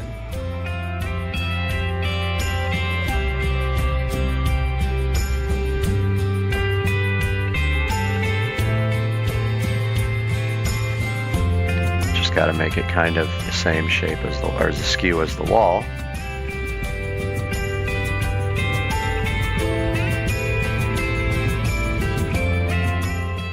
All right, so my recording got cut off right in the middle of designing, but here is the finished product here of that wall. And then of course this wall where the door is will not have anything on it except just be drywalled and maybe some lighting, like some regular lighting. I'm not sure yet. Maybe some wall sconces since I have the ability to do power before I do anything else. But yeah, now let's go back out into the shed and take a look at what's going on in there. All right, guys, we are out here in the new room built on the side of the house, which originally was going to be a shed, but I have decided to make this into my office and our new studio. And I do have a plan for this, guys, and that is that we are going to insulate, drywall, and then make this into a actual room. So our plan is right here. There's a 2x4 up there running the top. We will put another one at the bottom and then run studs up and down so that there is something for the drywall to attach to. You have to have that. Not sure what we're gonna do here about this outlet. Hopefully we can just leave it where it is and maybe even run another run down here so we have power all the way down this wall. We will also be putting in either 2 or 3 50-inch TVs in here. and that will be for work and for the channel to make some video stuff out here, and then we will light this very well and remove this hose and cap that off most likely, since we don't need it anymore. That is the current plan. Now, so what we're gonna do here is we will be drywalling everything. Hopefully we don't have issues with water coming in anymore. I did have problems, but I got gutters installed. You guys have not seen that, but I did get gutters right here, and they drop right here, and that pulls the water away from the shed where it was leaking in here, because the guy who built my shed, I told him not to, but he built it directly on the ground. Now, this door needs weather stripping around it, all the way around it, so that it is sealed up completely. I don't know how exactly I'm gonna do that yet. I really wish the door wasn't here now. The original plan was to park the golf cart in here. That is no longer the plan. It will stay in the garage.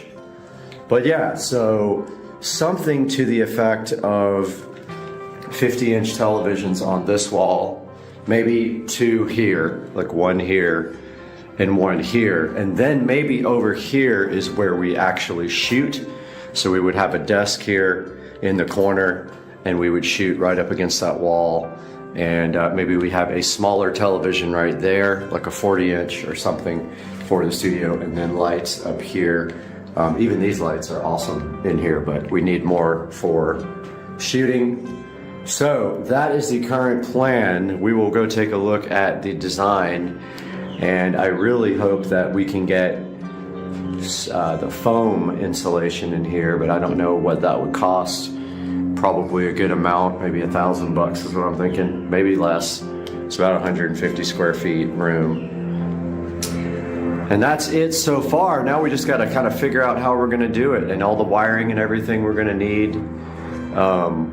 We do probably want to get Cat 5 in here, or Cat 6, and run up, and we can't go into the house up there because we're up against the gutters. So what we'll have to do is put a conduit right there on the corner, and then just right up into the soffits over there and pull all the wiring through. Gonna suck because it's hard to get to, but that's just kind of what it is. Kind of want a big Supercar Street Racing logo out here. I don't know how I'm gonna do that, but I'm still looking into it. Fortunately, I did all the power ahead of time except for just this wall. I will have to run power on this wall on the outside, and then up to the televisions. And also we will have lights on the wall, so those will need power as well, so I'll be running those outlets as well. Still got to look into what kind of lighting I want to do. I do like those hexagon lights for the roof. Like those hexagon light pattern lights would look awesome on the ceiling, although we don't have a very tall ceiling here. And actually over here I can almost, but it gets higher over here, which I like. But I'm thinking a desk here to work, like regular work desk for work stuff, and then that corner for shooting, or opposite, work desk over here and shooting over here in this corner, or on this wall would also be amazing for shooting, and we could put 150-inch TV right there. But that's the plan so far, guys. Thanks for watching the channel, guys. Stay tuned for more as we build the studio.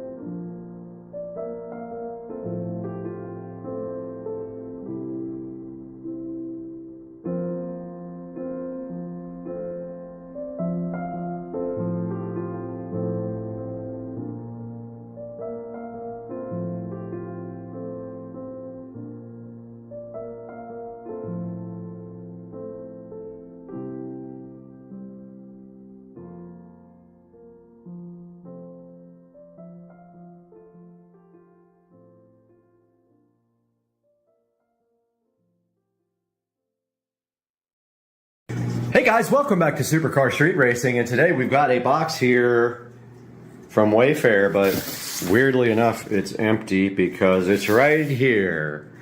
It is the Wayfair mattress in a box, and we're going to be taking a look at that today on the channel.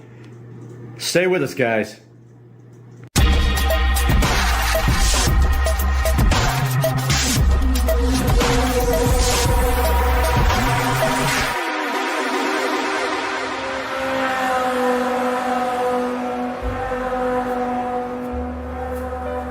Alright, welcome back. We have the Wayfair Sleep mattress here that we're going to be taking a look at, and it came in this box. Box is kind of beat up, no matter. It is a foam mattress. I doubt you would have damaged that. So I took it out of the box, and it is ready to be unfurled right here, right now, on the channel. So let's get to doing that. We'll start cutting this open and see if it pops out and reforms into its shape. Rolled the mattress on its side, and it had these lovely instructions. It says right here it's going to take up to 48 hours to return to shape. Could take longer if it's cold.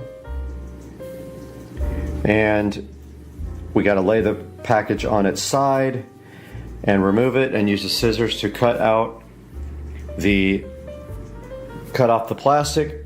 But actually, we probably should wait till we have the bed to actually do this unrolled. So let's wait till we have the bed. We'll continue the video then. Actually, it says foundation is fine. So let's go ahead and get this bed unboxed. First, we have to find something to actually cut this guy open with. I did have my Smith & Wesson knife. Here it is. So the trick here is going to be cutting these little supports without damaging the mattress. There is one tape and two tape. And I'm going to need two hands to do this, so I'm going to go ahead and unroll this mattress pretty quick. Okay, there is an outer bag on there. And I believe this is upside down, so I may want to get it the right side up before I actually cut it.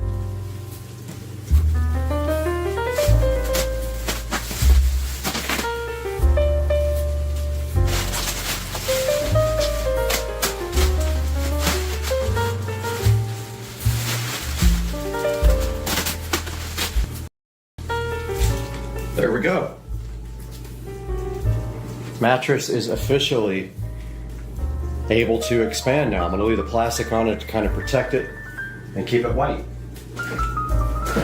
Alright, it has been 24 hours almost since I opened this, probably a little bit less than 24 hours since I opened this Mainstays Wayfair, not Mainstays, I call it Mainstays, Wayfair sleep bed, and it has taken shape fully.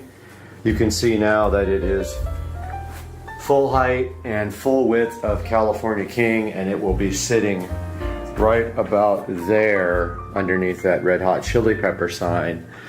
Also got the Amazon pillowcases in, the elegant comfort fitted sheet, and we got the oversized Sherpa blanket California King sitting here waiting to be put on. Tomorrow, the bed frame will be delivered. It is a basic bed frame with no headboard. It will be here tomorrow. The side tables will be here tomorrow, so I will have a project for the channel with the side tables. I'd like to review them. They're the LED side tables with charging ports. So that is a good look at the bed, the Wayfair Sleep Bed Foam, Memory Foam Mattress, as it has taken its full shape now in its glory, and it is ready to be inserted onto a bed frame. Guys, today we've got the Ackerman 16-inch bed frame here. It is a California King, and we are going to unbox it and build it. All right, here's the Ackerman 16-inch bed frame ordered from Wayfair that we are going to be unboxing and taking a look at today.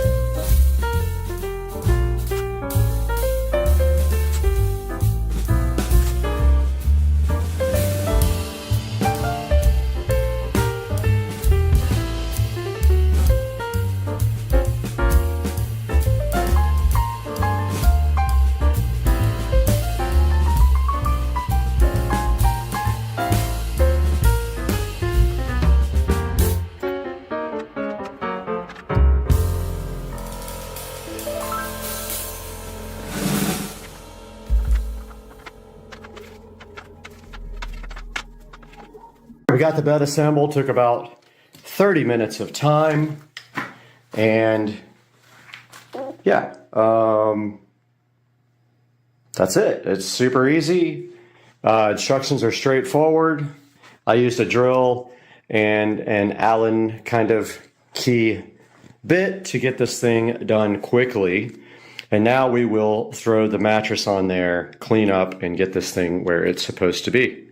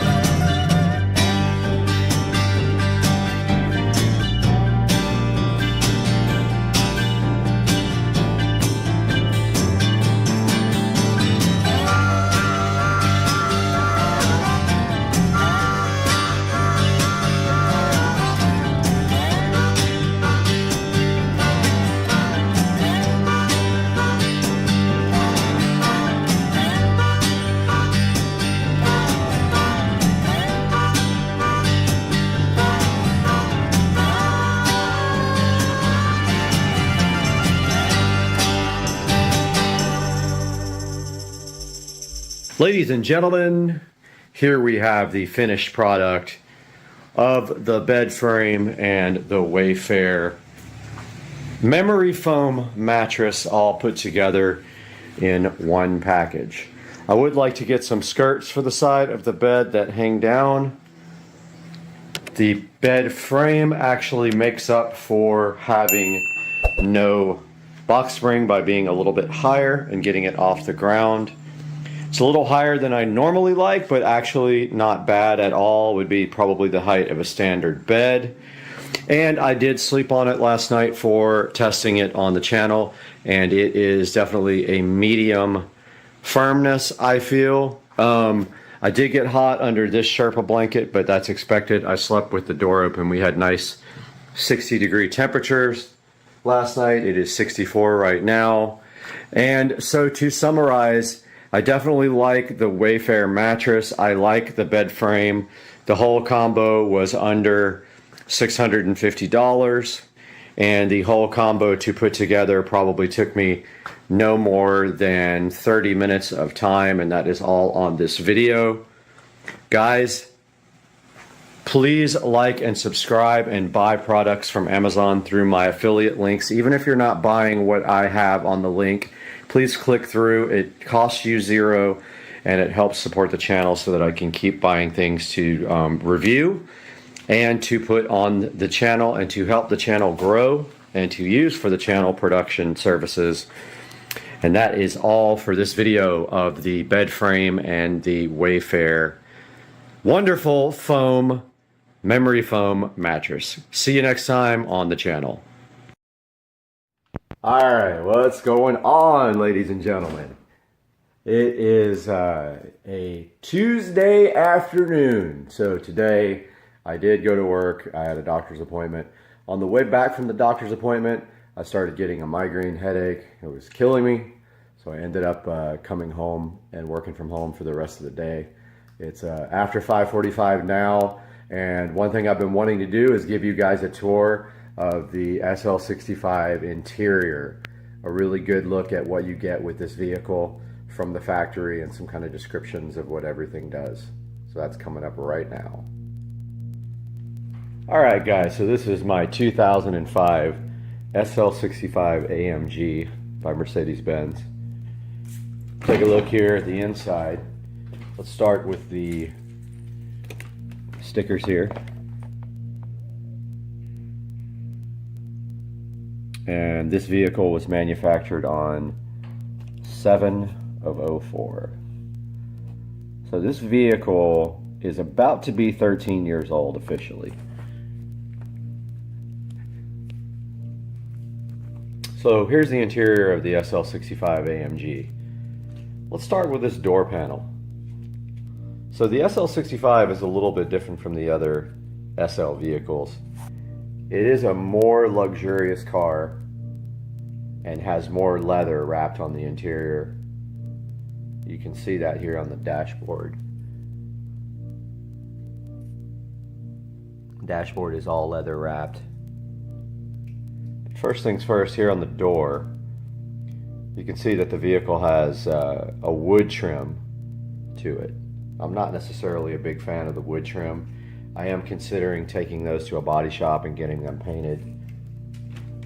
Probably silver, the body color. But starting here on the door, you got your standard electric window switches. Then over here, so this is for the seat heating and cooling. The seats are ventilated, you can see. It's not air conditioned, it just blows, you know, just a little bit of air. Then you've got your memory for your seats and mirrors. Your actual seat control, which is shaped like a seat, so you know exactly what buttons to use. And the trunk release. You've also got this handy storage container over here. It's interesting because it kind of folds out and back in like that. This is one of the only problems with this car, is this little side piece has been bent a little bit. Moving on to the actual seats themselves, which are very comfortable. The SL65 has this option, not an option, standard, called exclusive leather. It is a upgrade to the regular Mercedes leather, and it is in all the SL65s. The flash just went off, but might have to do this with hardly any light. Let me grab my other light real quick. Okay guys, taking a look at the interior of the SL65 AMG. Here's a good look at the door panels. On the door panel you have your standard window switches, heated and ventilated seat switches, your memory switches for your seats and mirrors. Down here you've got a storage container. Taking a look at the interior of the car, you've got your switch here that moves the seat forward and backward. And let's get a little bit of light back here. Back here in the back, you've got your luggage area with seat belts that go down and clip in right there to hold your luggage, and 2 storage bins back there. That one has the CD changer in it. Now we will throw this seat control back forward. Taking a look at the interior, which has exclusive Napa leather is what it's called. It's an upgrade from the standard SL series, and it is standard in the SL65. Taking a look here, you've got your standard headlight controls with fog lights. You've got your steering wheel controls for the command system and for the multi-function display here. Here's your steering wheel controls. You've got your basic hot and cold water temperature gauge and your fuel gauge. Digital clock in the center. Keep in mind this car was created in 2004, so it is about 13 years old now. So you're not going to find a lot of the technology that you would in newer ones. There's the command system with old school map. It's almost laughable these days, but that is what it has. Here's your air conditioner and heater controls for both persons, your gear selector, and comfort or sport on the gear selector on your transmission controls, your suspension control for sport or normal, towing, your mirrors, raising and lowering the vehicle there, I guess to get out of low curbs. That is your traction control. Taking a look at the dash here. Not sure what this is on the dash. I've not figured out what got on my dash right there, but it made a mark, and I am not sure what that is, but it is upsetting me a lot. I tried a few things to get that out and it will not come out. Same thing on the other doors, identical controls. Got your glove box here. Down here on the seat, you've also got another storage bin. And inside that is the Mercedes first aid kit. Up here you got your lighting controls that you won't be able to see because the lights are so bright.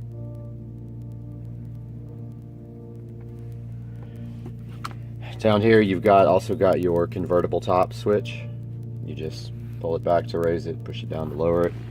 Got your center console here, little coin holder, your little emergency Mercedes-Benz. Who knows if that even still works. Then inside here you've got another storage area with a CD caddy thing, which will never be used again. Some touch-up paint. And so that's going to do it for the interior of the SL65 AMG, giving you a little idea of how the car looks on the inside. This car is exceptionally clean. That's why that one little dot is driving me insane on the dash. Got to figure out what that is. But let me know in the comments if you have any specific questions about the car. Otherwise, that's going to do it for this interior tour. All right, what's going on, guys? We are headed out to the car meet tonight, and so about to start up the car right now. Pretty much head that way. This thing sounds wicked. Cold start. I'll update you more when we get there. So a lot of people have been asking what it sounds like with the windows down. That's moderate throttle. It's definitely louder than it used to be. I'll roll the windows down. So here it is with the windows down.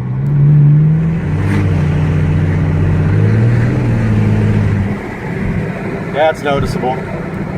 Noticeable difference. Here at the car meet, cops already here. So we'll see what's gonna happen.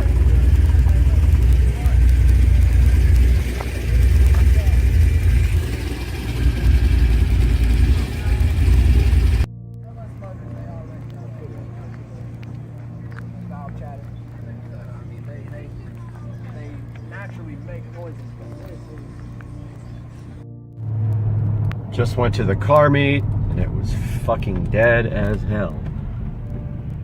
So I'm gonna try to get some pulls in right here.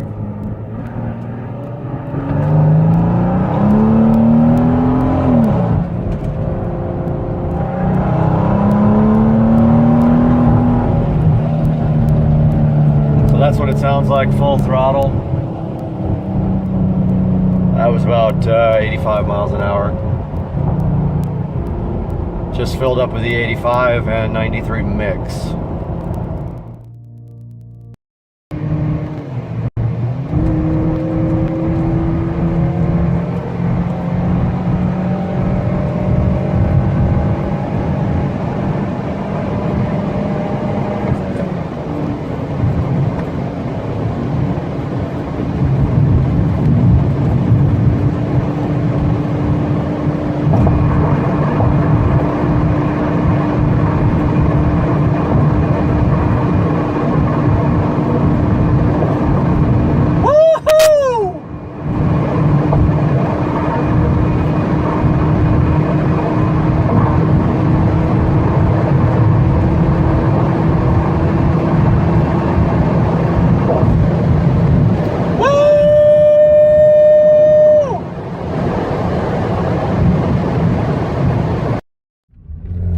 What's up, guys? Supercar Street Racing, and I just picked up a Polk audio powered subwoofer. Been looking for a powered sub to replace one in my living room that failed, but I eventually want to repair.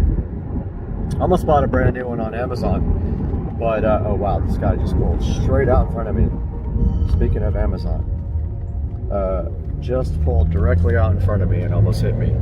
And now doing 2 miles per hour. Got this Polk, I think it's a PSW 10. Picked it up off of Facebook Marketplace for 30 bucks. They sell for 150. It needs to be cleaned up and refurbished.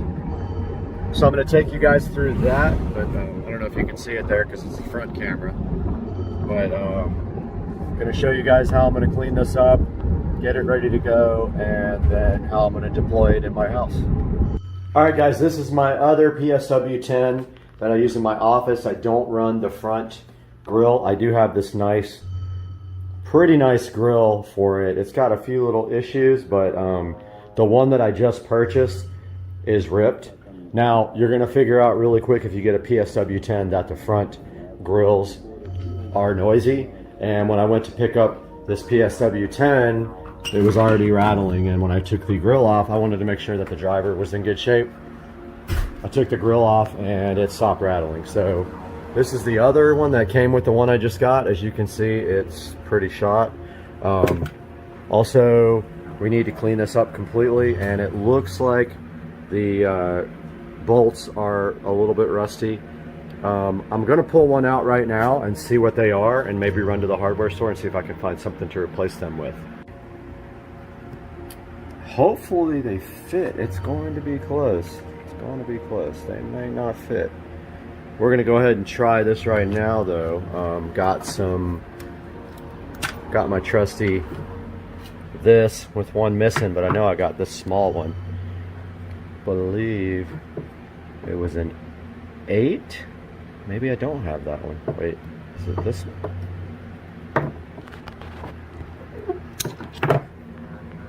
Oh, that's too big. Way too big. Might be this guy. Let's see.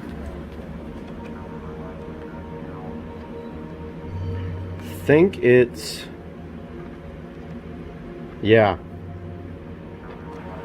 All right, guys, so back at the PSW10 right here, you can see the volume control here, pretty dirty. Everything's dirty on this thing. There's an auto on switch, which he just had it on. There's your left and right inputs. If you have an LFE only out of your amplifier receiver, you'll have to split it, because otherwise you'll only get half of the signal, because this doesn't have an LFE. We've got the speaker level outputs and speaker level inputs. If you want to feed this with your receiver speaker level outputs, totally fine. No issues with that. Some people like, I don't know if I agree with this, some people think that speaker level have a little bit more punch to them. I'm like, I don't know about that. So you can see there where it had the little issues up there that I can probably either just touch up with my Sharpie or my paint Sharpie pen. I'm gonna go ahead and clean all this really good. All this stuff is really dirty. Should have seen the place it came from. Pretty gross. Switches and the knobs are all like filthy. Hopefully the potentiometers aren't dirty. If they are, I'll take the amplifier out and spray those with contact cleaner. I mean, it's covered with dirt and dust, literally. All the knobs, all the switches, RCA inputs, all super dirty, but it came out nice. Yeah, that came out nice. So we're gonna want this on auto, 0 on phase. Now this is to make the woofer go 180 degrees out of phase. You could try that if you have issues with low bass output. Flip the switch over to 180. Maybe you have something else that's out of phase with it. Here's a low pass filter. We want it all the way down. We have mid bass in the ceiling, so we don't need that up higher than 80 hertz, which is the lowest we can cross over. Now let's walk inside and grab the Sharpie and see if we can clean up the edges a little bit. Oh, it feels nice in here. It's hot outside today. All right, looking for my black Sharpie pen here. Shoot, did I lose it? Oh, there it is. So you're gonna find on metal, this black Sharpie is more like purple. But we're going outside to try to touch up this speaker a little bit. So it needs a little bit right here. Let's go ahead and touch this up. Yeah, it doesn't match exactly. It's a little bit different. So maybe if it bothers me too much, I paint the whole top.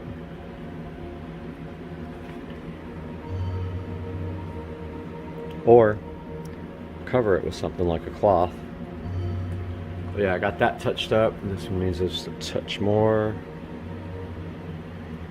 You won't be able to see that from a distance, like whatsoever. Now we got one big scratch on the side we need to touch up. Right here.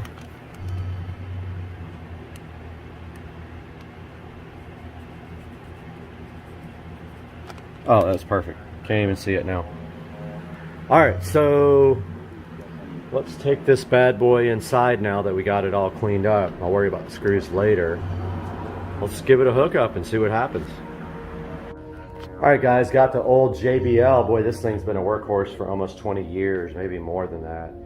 But it thumps every time it auto senses the power coming on. This is actually my outside subwoofer for the patio. Borrowed it as I'm refurbishing my patio right now.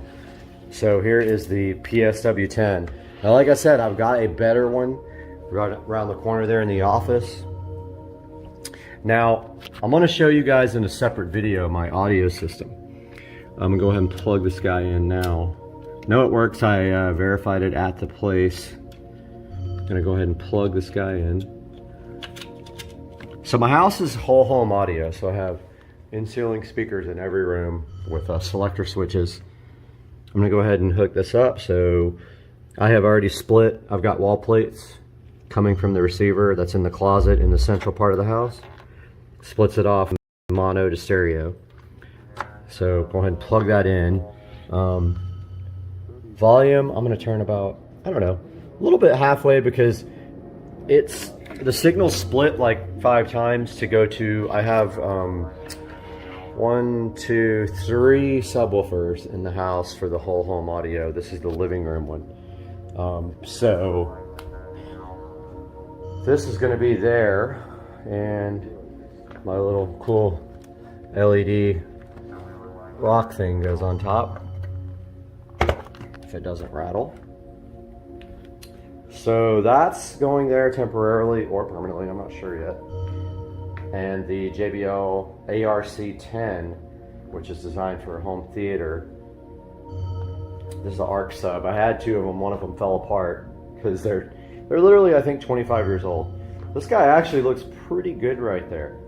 I'm gonna go ahead and turn on the music now off camera because I don't want to get copyright struck. Actually, it doesn't matter because I don't get paid anyway, but be right back. Spinning up music by State Azure, hoping I don't get copyright stricken, but there is the brand new old PSW10.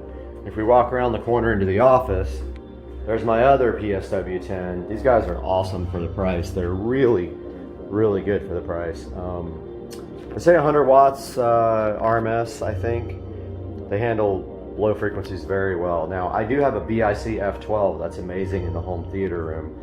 And then I have that one. And then I also have a JBL sub that's going into the bedroom once I get my bedroom 5.1 set up. This song has absolutely no bass. I'm gonna find something that does. All right, got the royalty-free music playing so I don't get copyright stricken because you know you can't do anything now because you're, oh, wow. So that was like really overdriving the woofer. There is a reason behind that. I'm gonna explain that in my next video. I'm gonna go over my whole house audio system. But basically, I've got a subharmonic bass synthesizer that's driving all these subs. So obviously with a entry-level subwoofer, you're not gonna be rocking out that hard with it. So that was distorting a little bit. I turned down the volume on the input and everything's good. So I think I probably will just leave this here. And look out for my next video. I've got a couple videos coming up that are outside of car stuff. One's gonna be my whole house audio system, and the other one's going to be my smart home. So I have kind of a crazy smart home setup as well. So I'm gonna call this a success for $30. I mean, that was gonna cost $150. This thing looks great, sounds good. You can't see any of the scratches. It's not blown. And I mean, I wish you could hear how low this hits, but I've got 4 subwoofers in the house, and I'll show you all of those on the next video. Guys, Supercar Street Racing here. Thank you for watching. Please like and subscribe. What do you know about Van Halen? Do you see it? Van Halen! It's literally Van Halen. You don't have it. Fight, people. No, they know you're watching. They're not gonna do that. Damn it.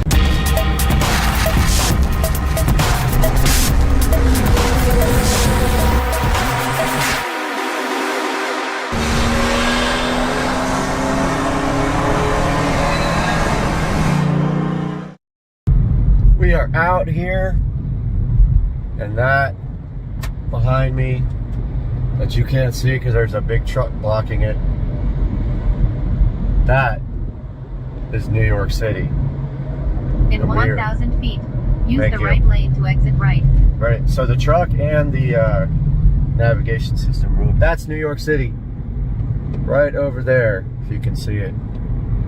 And we are headed to the train right now to go to Exit right to exit 15W, Right. I-280, Newark, Kearney. New York City, right there. All right, there is something related to a city right over that bridge.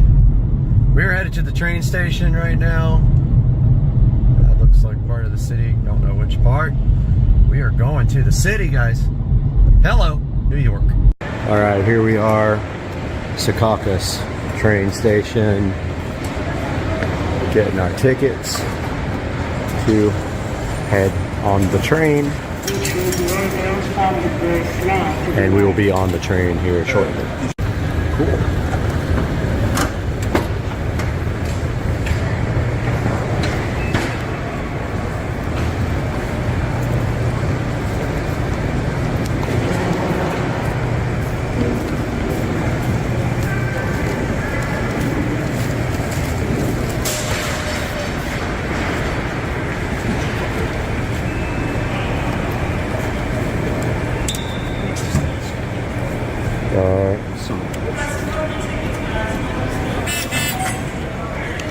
Say that again? Huh?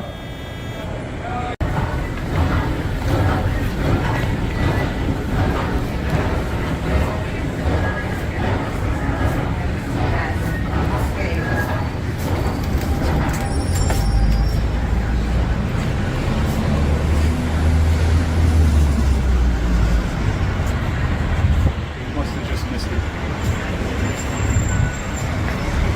4:53.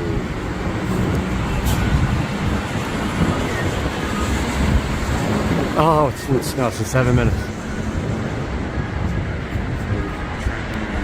Oh, 9 minutes. Yeah, that's good. Out here, waiting for the train.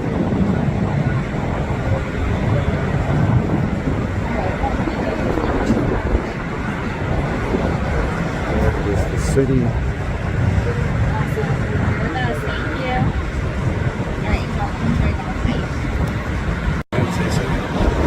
World Trade Center.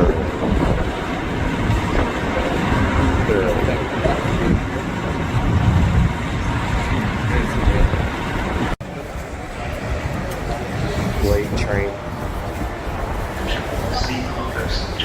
Probably gonna smell a lot of weed. Weed's legal, so just saying.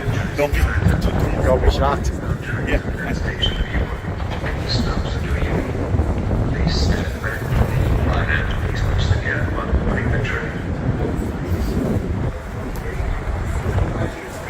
Train is late.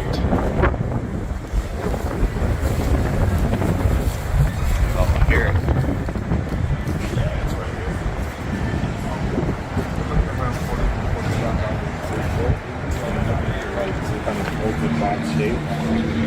There it is. There's the train.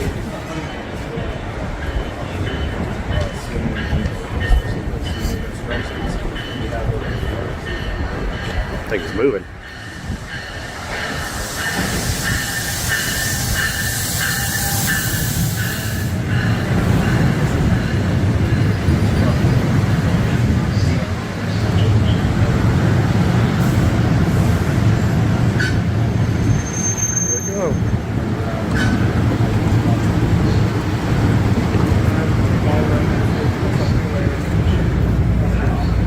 Oh, split level even. You gotta love that, man. Where's the drinks now? Oh, we could have Where's the bourbon? We could have gotten beers. We should have gotten beers. Cool train.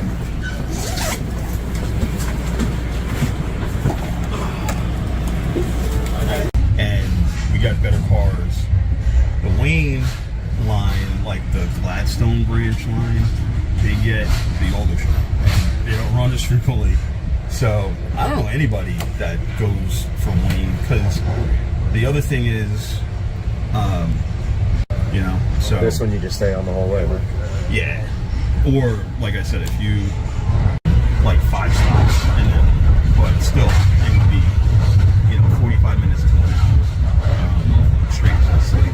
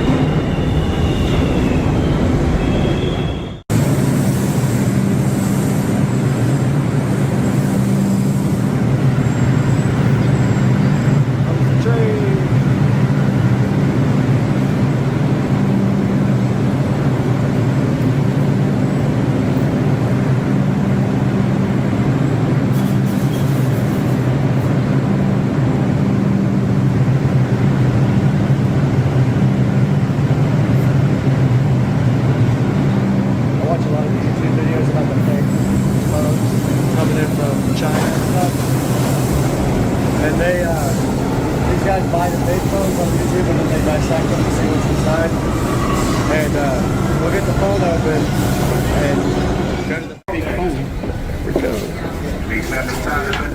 Right on train.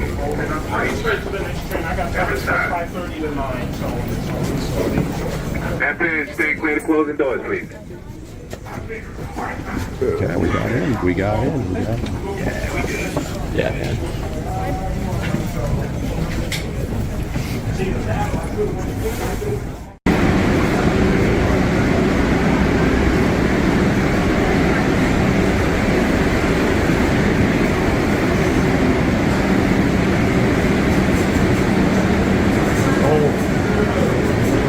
Some history down here, man.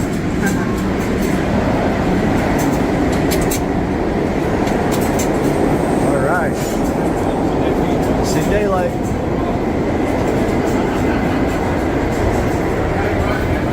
Oh, feels good.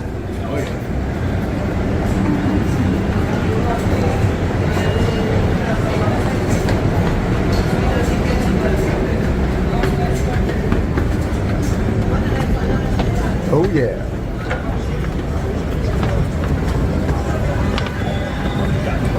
Right up to Applebee's. All right. We gotta go to 48. Okay. Sorry about that.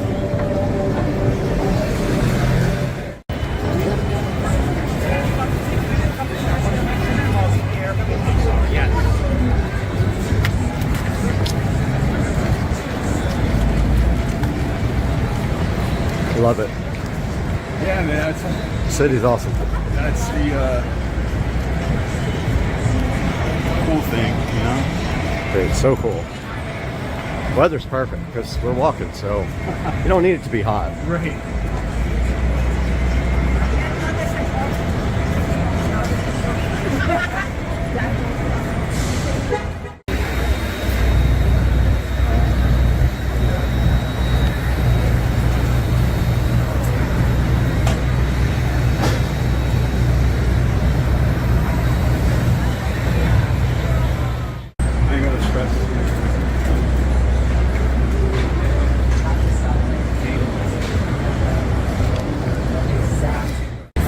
The Woolman rink, the ice skating rink. Oh, cool.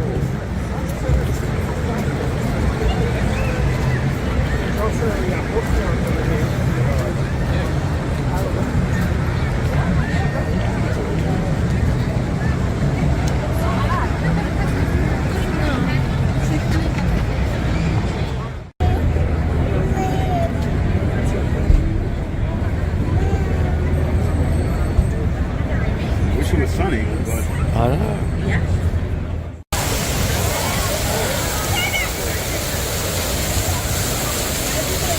He's inside it, not getting wet. It's a miracle. That is cool. This thing goes up far, huh? yeah, this is super cool. I mean, like I said, they say from the history of television and all that stuff. Yeah.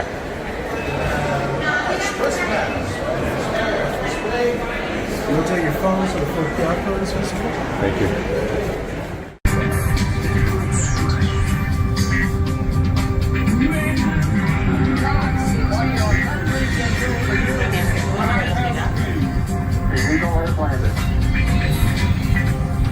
I shall be gone.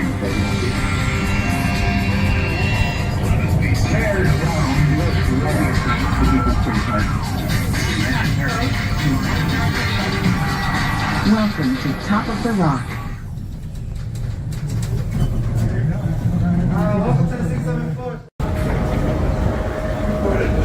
All right, here we go. Top of the rock. The tip top of the rock. Wow.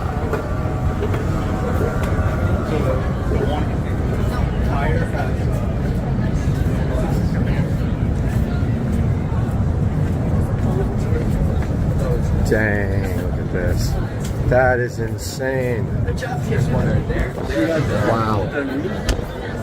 Check it out. Do you know what it is?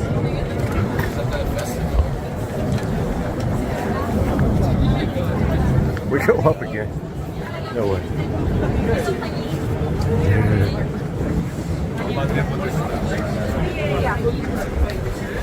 top of the rock.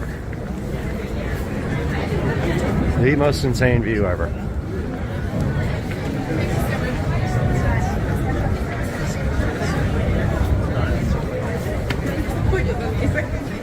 And we keep going. Oh. Cool. If you're scared of heights, this is not for you. I'll tell you right now. Oh.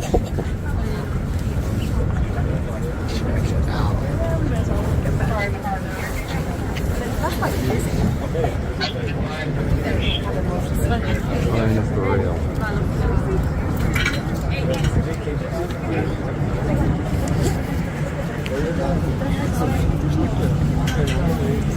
Jest taka pionowa ściana jak na tym jednym z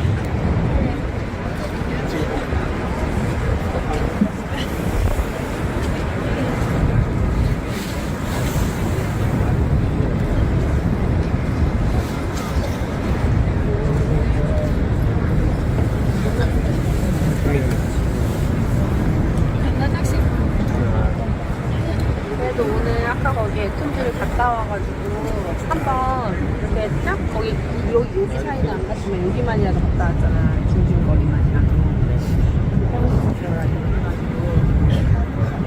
그래서 갔다 와가지고 그래도 이거 본 거야. 근데 이렇게 세세한 거 진짜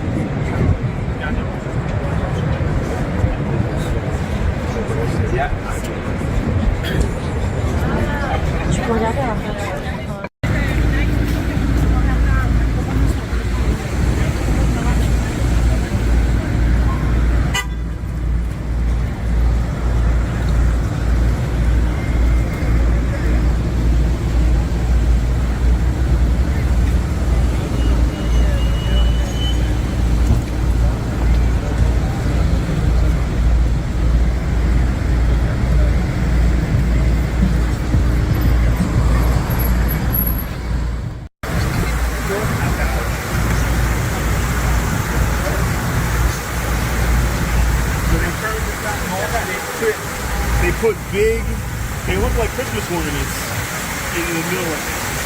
Oh, nice.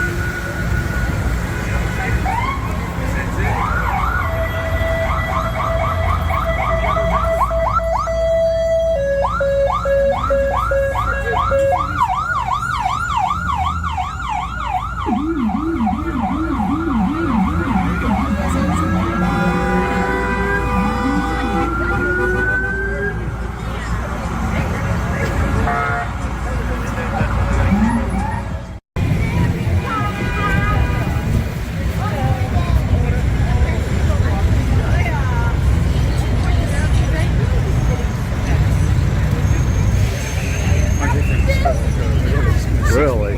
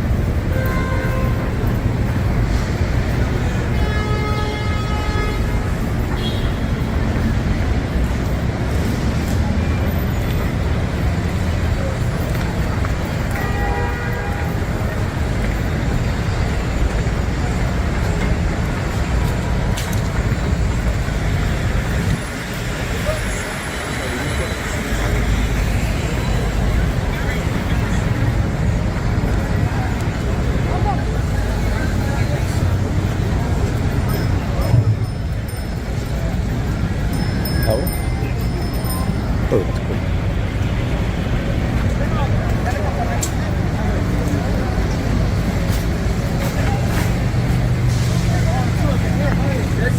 You got chicken or what?